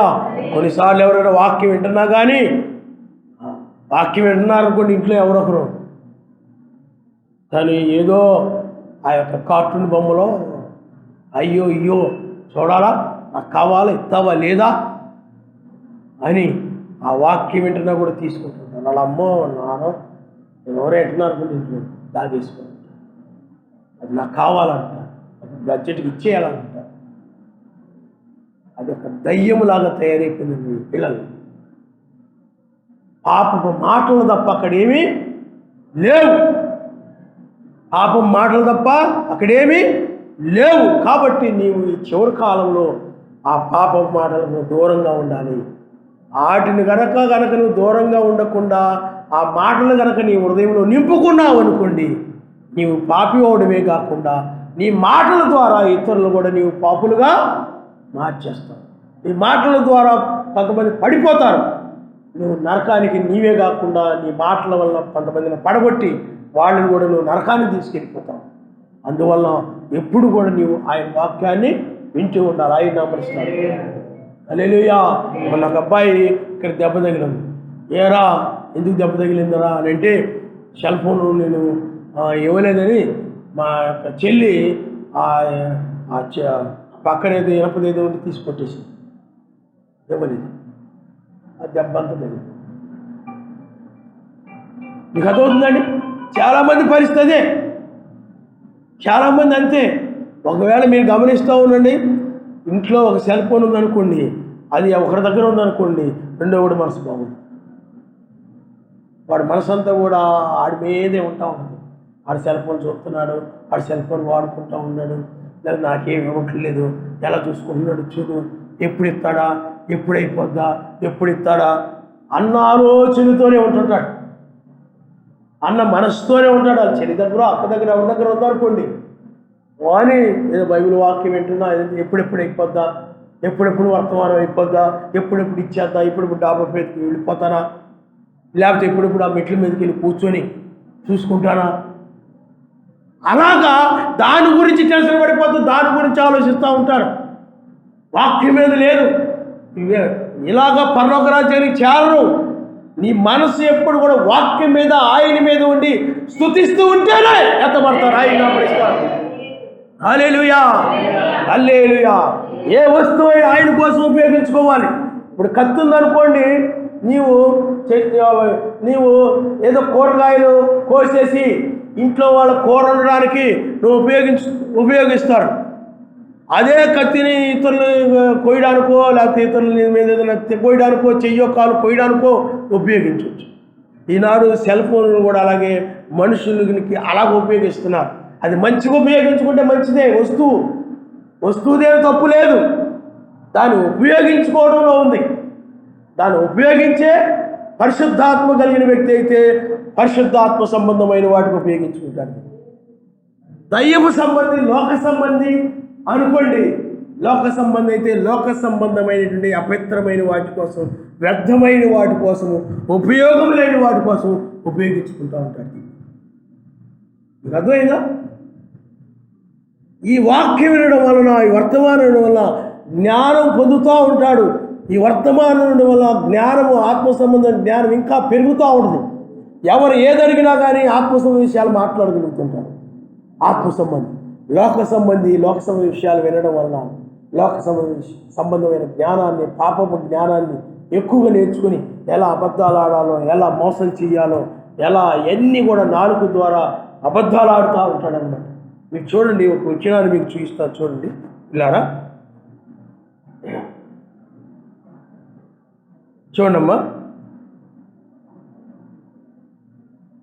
సామెతల గ్రంథము 5వ అధ్యాయం 9వ వచనం. వారి నోట యథార్థత లేదు, వారి అంతరంగము నాశనకరమైన కుంట, వారి కంఠము తెరిచిన సమాధి, వారు నాలుకతో ఇచ్చుకములాడుదురు అని. చూడండి, వారి నోట యథార్థత లేదు. ఎందుకంటే ఆ సెల్ ఫోన్లో లోక సంబంధంగా వచ్చేయని కూడా అన్ని అబద్ధాలే, అన్ని యథార్థత లేని మాటలే, అవన్నీ కల్పితమైన కథలే. కల్పితమైన కథల ద్వారా తయారు చేసి అవి చూయించి జనాన్ని ఆకట్టుకుంటూ ఉంటారు. అలాంటి వాటన్నిటినీ వీళ్ళు కూడా నేర్చుకుని యథార్థత లేనివారుగా, అబద్ధాలేడేవారుగా, ఆ నాలుగుతో ఏం చేస్తారు చెప్పండి? అబద్ధాలు ఆడతారు. ఆ నాలుగుని అబద్ధాలకు ఉపయోగిస్తారు. ఏమండి? తర్వాత చూడండమ్మా, కీర్తన గ్రంథం 12వ అధ్యాయము 3వ వచనంలో, యావే ఇచ్చుకములాడు పెదవులన్నిటినీ, బింకములాడు నాలుకలన్నిటినీ. చూడండి, ఇక్కడ ఆ నాలుకలని, ఇచ్చుకములాడు పెదవులన్నిటినీ, బింకములాడు పెదవులన్నిటినీ. తర్వాత కీర్తన గ్రంథము 50వ అధ్యాయం 19వ వచనం ఏముందండి? కీడు చేయవలని వారు నోరు తెరుచున్నారు. ఏమండి? నీ నాలుక కపటము కల్పించు, నాలుక కపటము కల్పించు. తర్వాత కీర్తన గ్రంథం 52వ అధ్యాయం 2వ వచనంలో, మోసము చేయువాడా, వాడి గల మంగళ కత్తి వలె నీ నాలుక నాశనం చేయి నిర్దేశించున్నది. అలాగే కీర్తన గ్రంథం 52:4 ఏముందండి, కపటమైన నాలుక గలవాడా, అధిక నాశనకరమైన మాటలే నీకు ఇష్టం. కపటం అంటే, కపటమైన మాటలు అంటే ఏమి చెప్పండి? హృదయంలో ఒకటి పెట్టుకొని పైకి ఇంకొకటి మాట్లాడు. హృదయంలో ఒకటి పెట్టుకొని పైకి మాట్లాడు. ఇస్కరియోతు ఏదో చేసింది అది. హృదయంలోనేమో ముద్దు పెట్టి అప్పగించాలనుకున్నాడు, పైకి మాత్రం ప్రేమగా ముద్దు పెట్టి హృదయంలో మాత్రం అప్పగించాలి. అలాగే దావీదు కూడా, అలాగే సౌలు రాజు కూడా కపటంగా వ్యవహరించాడు. ఎందుకనండి, తన కుమార్తెని ఇస్తానని చెప్పి అప్పుడు యుద్ధానికి పంపిస్తే దాన్ని ఆశించి యుద్ధానికి వెళ్ళిపోతాడు, యుద్ధంలో చచ్చిపోతాడు, గొడవ వదిలిపోద్ది దావీదు అని చెప్పి సౌలు ఏం చేశాడండి, పైకి ప్రేమగా ఉన్నట్టుగానే మంచి మాటలు చెప్పి లోపలేమి యుద్ధానికి పంపించి నాశనం అయిపోవాలనుకున్నాడు. అంటే లోపల నాశనాన్ని కోరుకొని పైకి మాత్రం మేలుకరమైన మాటలు చెప్తున్నాడు. అలాగే బెత్షెబా భర్త విషయంలో కూడా దావీదు కపటంగా వ్యవహరించాడు, చాలా ప్రేమగా మాట్లాడాడు. కానీ అతడు నశించిపోవాలి, అప్పుడు ఆయన భార్య నా సొంతం అయిపోద్ది అని ఆలోచన కలిగి, దురాలోచన కలిగి, పాప ఆలోచన కలిగి ఏం చేశాడు చెప్పండి, యుద్ధానికి పంపించాడు. అలాగా సాతానుడు కూడా లోపల వీళ్ళు ఆ ఫలములు కనుక తిన్నట్లయితే ఈ ప్రపంచమంతా నాది అయిపోద్ది అని ఆలోచన ఉంది. పైకి ఏం చెప్తున్నాడు అంటే, మీరు తిరిగినమ్మన దేవదూతలు కలిగి ఉంటారు. అర్థమవుతుందా? నాకు ఆవిడ ఏదో వస్తువులు అమ్మడానికి వచ్చేస్తే ఒక ఆవిడ కొనుక్కోవాలని కొంచెం ఒక వస్తువు బాగుందన్నమాట, కొనుక్కోవాలని ముచ్చట పడిపోతుంది. అది పక్కన ఒక ఆయన ఉంటున్నాడండి, ఆయన కొనుక్కోవడం ఇష్టం లేక కపటంగా మాట్లాడుతున్నాడు అన్నమాట. ఎలాగనండి, అది బాగోదు, ఇది మీ ఇంట్లో పెట్టుకుంటే బాగోదు, దీన్ని కొనుక్కోకండి, ఇదిగో ఇది కొనుక్కోండి, ఇదైతే బాగుంటుంది అని పనికిరాని చూపిస్తున్నాడు. అంటే పైకి మాత్రం ప్రేమగా మాట్లాడుతున్నాడు అనమాట. మంచిది కొనుక్కోనికుండా లోపల కుళ్ళు పెట్టేసుకొని, కుళ్ళు ముఖం పెట్టేసుకొని, మీకు ఇది బాగోదు, ఇది కొనుక్కోండి అని, బాగోలేదాన్ని ఇదైతే మీకు చాలా తక్కువ ఉపయోగపడుతుంది, అలా ఉపయోగపడుతుంది, ఇలా ఉపయోగపడతాయి, అది కొనుక్కొని కూడా చేయాలని. అలాంటిది వాళ్ళ ఇంట్లో ఇష్టం ఉండదు, ఇతనికి ఇష్టం ఉండదు. వాళ్ళ ఇంట్లో లేదా వేరే వాళ్ళ ఇంట్లో ఉండకూడదు. అందుకని అతను ఏం చెప్తున్నాడంటే, అది మంచి వస్తువు అయితే ఇది బాగోలేదు, ఇది ఖరీదు పెట్టి ఎందుకు కొనుక్కోండి, ఎందుకు ఇది కొనుక్కోండి అని పనికిరాని దాన్ని చూస్తున్నాడు. అంటే లోపలేమని చెప్పండి, ప్రేమగా చెప్తున్నాడు పనికిరాని దాని గురించి, ఇది కొనుక్కోండి చాలా బాగుంటుంది, అలా బాగుంటుంది, ఇలా బాగుంటుంది. కానీ హృదయంలో ఏమని చెప్పండి. అలా చాలామంది ఆ విధంగా యథార్థత లేకుండా, అంటే యథార్థత అంటే ఏమిటి, ఉన్న హృదయం లేదుందో అదే చెప్పాలి. వాస్తవంగా మాట్లాడడం యథార్థవంతులు అంటారు. ఇది మంచి వస్తువు, మీకు ఉపయోగపడుతుంది, అది మీకు ఉపయోగపడుతుంది, కొనుక్కోమ్మా అని యథార్థవంతులు ఇది చెప్పాడు. అతను యథార్థవంతులు అంటారు. ఆయన హల్లెలూయా, యథార్థవంతులు కానివాడు ఏం చెప్తాడు చెప్పండి, వారం లేనుడు, అది బాగోదు, ఇది బాగోదు, ఇది వద్దు, అది వద్దు అని. అంటే లోపలేమో చెప్పండి, ఆ మాటలు యథార్థమైనయరా, బాగున్నదాన్ని కూడా బాగోలేదని చెప్తున్నట్టు యథార్థం అది. ఏమండి, మంచిదాన్ని నువ్వు మంచిదని చెప్తున్నావు, యథార్థం, మంచిదాన్ని కూడా చెడ్డదని చెప్తున్నాడంటే అది యథార్థవంతుడు కాదు, కపటమైన నాలుగు కలిగిన వాడు, మోసం చేసేవాడు అలాగే చెప్తాడు. నువ్వు ఒక షాప్కి వెళ్ళామనుకోండి, ఆ షాప్కి వెళ్ళినప్పుడు మోసం చేసేవాడు ఏం చేస్తాడు చెప్పండి, మోసం చేసేవాడు, మోసపూరితమైన వాడు. ఒకసారి మేము షాప్కి వెళ్ళాం, కొనడానికి వెళితే పాతదే దాన్ని వెల్డింగ్ చేయించి, బాగు చేయించి, చక్కగా రంగులు వేయించి, కొత్త దానిలాగా చేయించేసాడు. అది వాస్తవానికి అది ఎంత అంటే 200-250 ఉంటుంది, 50,000 రూపాయలు. ఇది మొన్ననే కొన్నామండి, చాలా బాగుంటుంది, ఇది చాలా బ్రహ్మాండంగా పనిచేస్తుంది, ఇది చాలా మంచిది, ఇది కానీ వాస్తవానికి దాని సంగతి ఏంటి చెప్పండి. వాళ్ళు మనం కొచ్చుకున్నాం అనుకోండి, తెచ్చాం అనుకోండి, వాడేసింది అనుకోండి, అనుకుంటే ఊడిపో తిరిగి వాడి మోసం చేశాడు రా అంట. కపటమైన మాటలు అంటేవి మోసం ఉంటుంది. ఏముంటుంది చెప్పండి? మోసం ఉంటుంది. ఒకసారి మిక్సీలో అనుకోండి, మిక్సీలు తప్పటి సామాన్లు అయ్యి అని చెప్పి పెట్టిలో పెట్టి అమ్మడానికి వచ్చేసాను. అమ్మడానికి వచ్చేస్తే అది బయట మాకు లారీ మీద వెళ్ళిపోతుంటే పడిపోయినాయండి, అందువల్ల మేము అమ్మేస్తున్నాం అని కొంతమంది కంపెనీ పబ్లిసిటీ కోసం అమ్ముతున్నాం అని కూడా చెప్తుంటారు. కొంతమంది అమ్మేస్తున్నామండి అని తీసుకొచ్చేసాను. ఆ బయట కొనాలంటే గోల్డ్ రేట్ ఉంటుంది కదా, కంపెనీ పేరు అదే ఉంది, ISI మార్క్ ఉంది. చాలా నమ్మించాడు, చాలా బాగా పని చేస్తాడు, చాలా అమ్మేసామండి, చాలా అలాగే ఇలాగండి. మన తర్వాత ఇచ్చే సాంచితో అని తిరుగుతుంది, పని చేయట్లేదు, వేడెక్కిపోతుంది, పడేసారు అందరూ. మోసపు మాటలు అంటారు చూసారా, కపటమైన మాటలు. అవి యథార్థమైన మాటలు. యథార్థమైన మాటలు అయితే యథార్థంగా చెప్తాడు, అయ్యా ఇది తక్కువ రేటుది, దీని వాస్తవం రేటు 500, పని చేసి సరిగా పని చేయదు, వేడెక్కుతుంది, గరాకార సౌండ్ వచ్చేస్తే మంచిది కాదని చెప్పాడు అనుకోండి. యథార్థంగా మాట్లాడు, నువ్వు యథార్థంగా మాట్లాడు. కానీ కపటంగా మాట్లాడడం ఏంటంటే చెప్పండి, మీ ఇంట్లో అయితే ఇది బాగోదు, బాగుండేదాన్ని కూడా బాగోదు, మీరు తీసుకోవద్దు, దాన్ని మంచిదాన్ని కూడా అది వద్దు, అది వద్దు, ఇది వద్దు అంటున్నాడనండి, అతడు యథార్థవంతుడు కాదు. నువ్వు ఇంట్లో ఏదైనా పని చేయించుకుంటున్నావు, చక్కగా ఏదైనా చేయించుకుంటున్నావు అనుకోండి, ఎవరో వచ్చి ఇలా చేయించండి చాలా బాగుంటుంది అన్నారు అనుకోండి, యథార్థంగా చెప్పాడు అనుకోండి, ఇలాంటి అలాగైతే బాగోదమ్మా, ఇలాగైతే అలా అయిపోద్ది, ఇలాగైతే అలాగైపోద్ది అని ఎందుకు చెప్పాను. యథార్థత చెప్పాను, కపటంగా చెప్పాను. చివరికి దానివల్ల ఏమైపోతుంది చెప్పండి, మోసం. అందువల్ల మన మాటల్లో ఏముండాలి చెప్పండి, యథార్థత ఉండాలి తప్ప కపటము ఉండకూడదు. ఇప్పుడు వర్తమానం ఉంది యథార్థం, కానీ మత్స్యాల సంఘాల వాళ్ళు కపటమైన మాటలే. ఆయన ఒక్కడైతే ముగ్గురని చెప్తున్నారు, అది యథార్థమా? వాక్యమే యథార్థమైంది కనుక ఉన్నది ఉన్నట్లు బైబిల్ ఏం చెప్తుంది దాన్ని చెప్పడం యథార్థం. ఆయన నామరిస్తారు. హల్లెలూయా.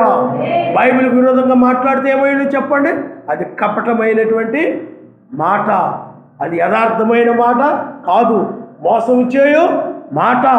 1940లో రెండవ రాకడ జరగకపోతే అది రెండవ రాకడ యొక్క దర్శనమే తప్ప రెండవ రాకడ కాదు. కానీ రెండవ రాకడ అని చెప్తున్నాడు, అది కపటం కాదా? అది మోసం కాదా? మోసమే.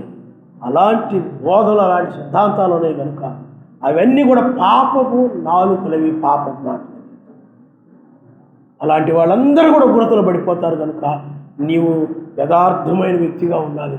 నీ నాలుకతోటి పాపము మాట్లాడకుండా, నాలుకతో పాపము చేయకుండా, పాపం మాటలు ఇతరులకు చెప్పకుండా, నువ్వు మాట్లాడడానికి నీ నోట ఎక్కడైనా పాపం మాటలు వస్తాయేమో, వాక్య విరోధమైన మాటలు వచ్చేస్తాయేమో, లోకంలో నడిపించే మాటలు, లేకపోతే చెడుతనంలో నడిపించే మాటలు, లేకపోతే దొంగతనంలో నడిపించే మాటలు, అన్యాయంలో నడిపించే మాటలు, వ్యభిచారంలో నడిపించే మాటలు, ఏమండి అబద్ధాలు, మోసపు మాటలు, చండాల మాటలు ఉంటాయి. చెడుతనం వైపు నడిపించే మాటలు మాట్లాడే వాళ్ళందరూ నాలుకేమైనా చెప్పండి, పాపుగా నాలుకైనది. వాళ్ళు నాలుకతో పాపం చేస్తున్నారు. ఇలాంటి వారు ఏమైపోతారు? కృతజ్ఞతలు పెడతారు. ఈ నాలుకకు ఈ మూతికి చిక్కం పెట్టుకుని భయముతో ఎక్కడ ఆయన వాక్యానికి విధంగా మాట్లాడతానా, ఈ నోటి మాట ద్వారా ఎక్కడైనా కపటంగా మాట్లాడతానా, ఈ నోటి మాట ద్వారా ఎవరినైనా పాపంలో నడిపిస్తానా, ఈ నోటి మాట ద్వారా ఎవరికైనా పాపాన్ని కలుగు చేస్తానా? ఎందుకంటే అప్పుడు ఈ నాలుక పాపపు నాలుక అయిపోతుంది, నరకంలో పడిపోతానని నువ్వు భయమగలిగి నీవు నీ నాలుకని ఎలా పడితే అలాగా కాకుండా భయముతో నీవు జాగ్రత్తగా నీవు మాట్లాడుతూ ఉండాలి. ఆయన నమస్కారం. ఆ భయమే మూతికి చెప్పండి, ఆ భయమే నేను ఏం చేస్తా చెప్పండి, ఏది పడితే అది మాట్లాడకుండా కంట్రోల్ చేస్తాను. కాబట్టి నువ్వు ఆలోచించి నీ మాటలు ఎలా ఉన్నాయో, నీ నాలుక ఎలా ఉందో, నీవేం మాట్లాడుతున్నావు? భక్తిలోకి నడిపించే మాటలు, ప్రార్థనలో నడిపించే మాటలు. ఏమండి, మీరు అలాంటివి వేసుకోకూడదు. ఇలాంటి వస్త్రాలు ధరించుకోవాలి. సెల్ ఫోన్లు ఆయన కోసం ఉపయోగించుకోవాలి, లోక్సభ వాటికి ఉపయోగించుకోవాలి. నువ్వు బయటికి తీసుకెళ్ళకూడదు. పిల్లలకు బయటికి ఎందుకు ఇస్తున్నారు మీరు? బయటికి ఇవ్వకూడదు పిల్లలు. గతంలో వాళ్ళు ఆత్మీయంగా నాశనం అయితే తల్లిదండ్రులే లెక్క అప్పగించాలి. అటువంటి వాటి విషయం ఎందుకంటే వాళ్ళకి అవసరం లేదు. బయటికి జేబులు పట్టుకొని తీసుకుని వెళ్ళిపోతూ ఉంటారు. ఇంటి దగ్గరే వాక్యం వినడానికో, వాక్యం ఏదైనా రికార్డ్ చేసుకోవడానికో, లేకపోతే వాక్య పాటలు ఏదైనా వినడానికో ఏదైనా ఇంటి దగ్గర బయటికి తీసుకెళ్ళడానికి ఇవ్వకూడదు. ఎందుకంటే వాళ్ళు అతని యొక్క క్లాసులు చదువుకునే పిల్లలు, లేకపోతే వాళ్ళు కలిసి కూడి వీడియో గేమ్లు ఆడుకోవడము, లేకపోతే ఏమన్నా అవి పాటలు వినడము ఇవి చేస్తూ ఉంటారు. అప్పుడు నీవు పాపానికి అనుమతించిన వ్యక్తి అవుతావు. కాబట్టి దాని విషయంలో చాలా జాగ్రత్తగా ఉండాలి. ఎందుకంటే వాళ్ళకి తెలియని వయసు కాబట్టి తెలిసినటువంటి తల్లిదండ్రులే అలాంటి వాటికి దూరంగా ఉండేలాగా, పాప మాటలు నేర్చుకోకుండా, పాప విషయాలు వాటి ద్వారా నేర్చుకోకుండా జాగ్రత్తగా ఉంటే వారు పరలోకం వస్తారు. లేనట్లయితే ప్రమాదంలో పడిపోతారు. తల ఉంచుకోండి, మనం ప్రార్థన చేసుకుంటాం. ఎందుకంటే ఇది విడవబడే సమయము, లేకపోతే కొనుగోబడే సమయం. నువ్వు విడవబడతావు, కొనుగోబడతావు అని అంటే నీ నాలుగుతో పాపము లేకుండా జాగ్రత్తగా ఉండాలి. నీ హృదయంలో పాపము నిండకుండా చూసుకోవాలి. ఎందుకంటే హృదయం నిండిన దాన్ని బట్టే నోరు మాట్లాడుతూ ఉంటుంది. నీ నోరు ఇక్కడ క్రైస్తవురాల్లాగా మాట్లాడుతూ, క్రైస్తవురాల్లాగా మాట్లాడుతూ ఇంటికి వెళ్ళిపోయి అన్యురాలులాగా పాపం మాటలు మాట్లాడుతూ పాప విషయాలు చెప్తూ ఆ విధంగా నువ్వు ఉంటున్నావేమో నువ్వు ఆలోచించి. హల్లెలూయా, హల్లెలూయా, హల్లెలూయా, హల్లెలూయా, హల్లెలూయా. స్తోత్రములు నాయన, స్తోత్రములు నాయన, స్తోత్రములు నాయన.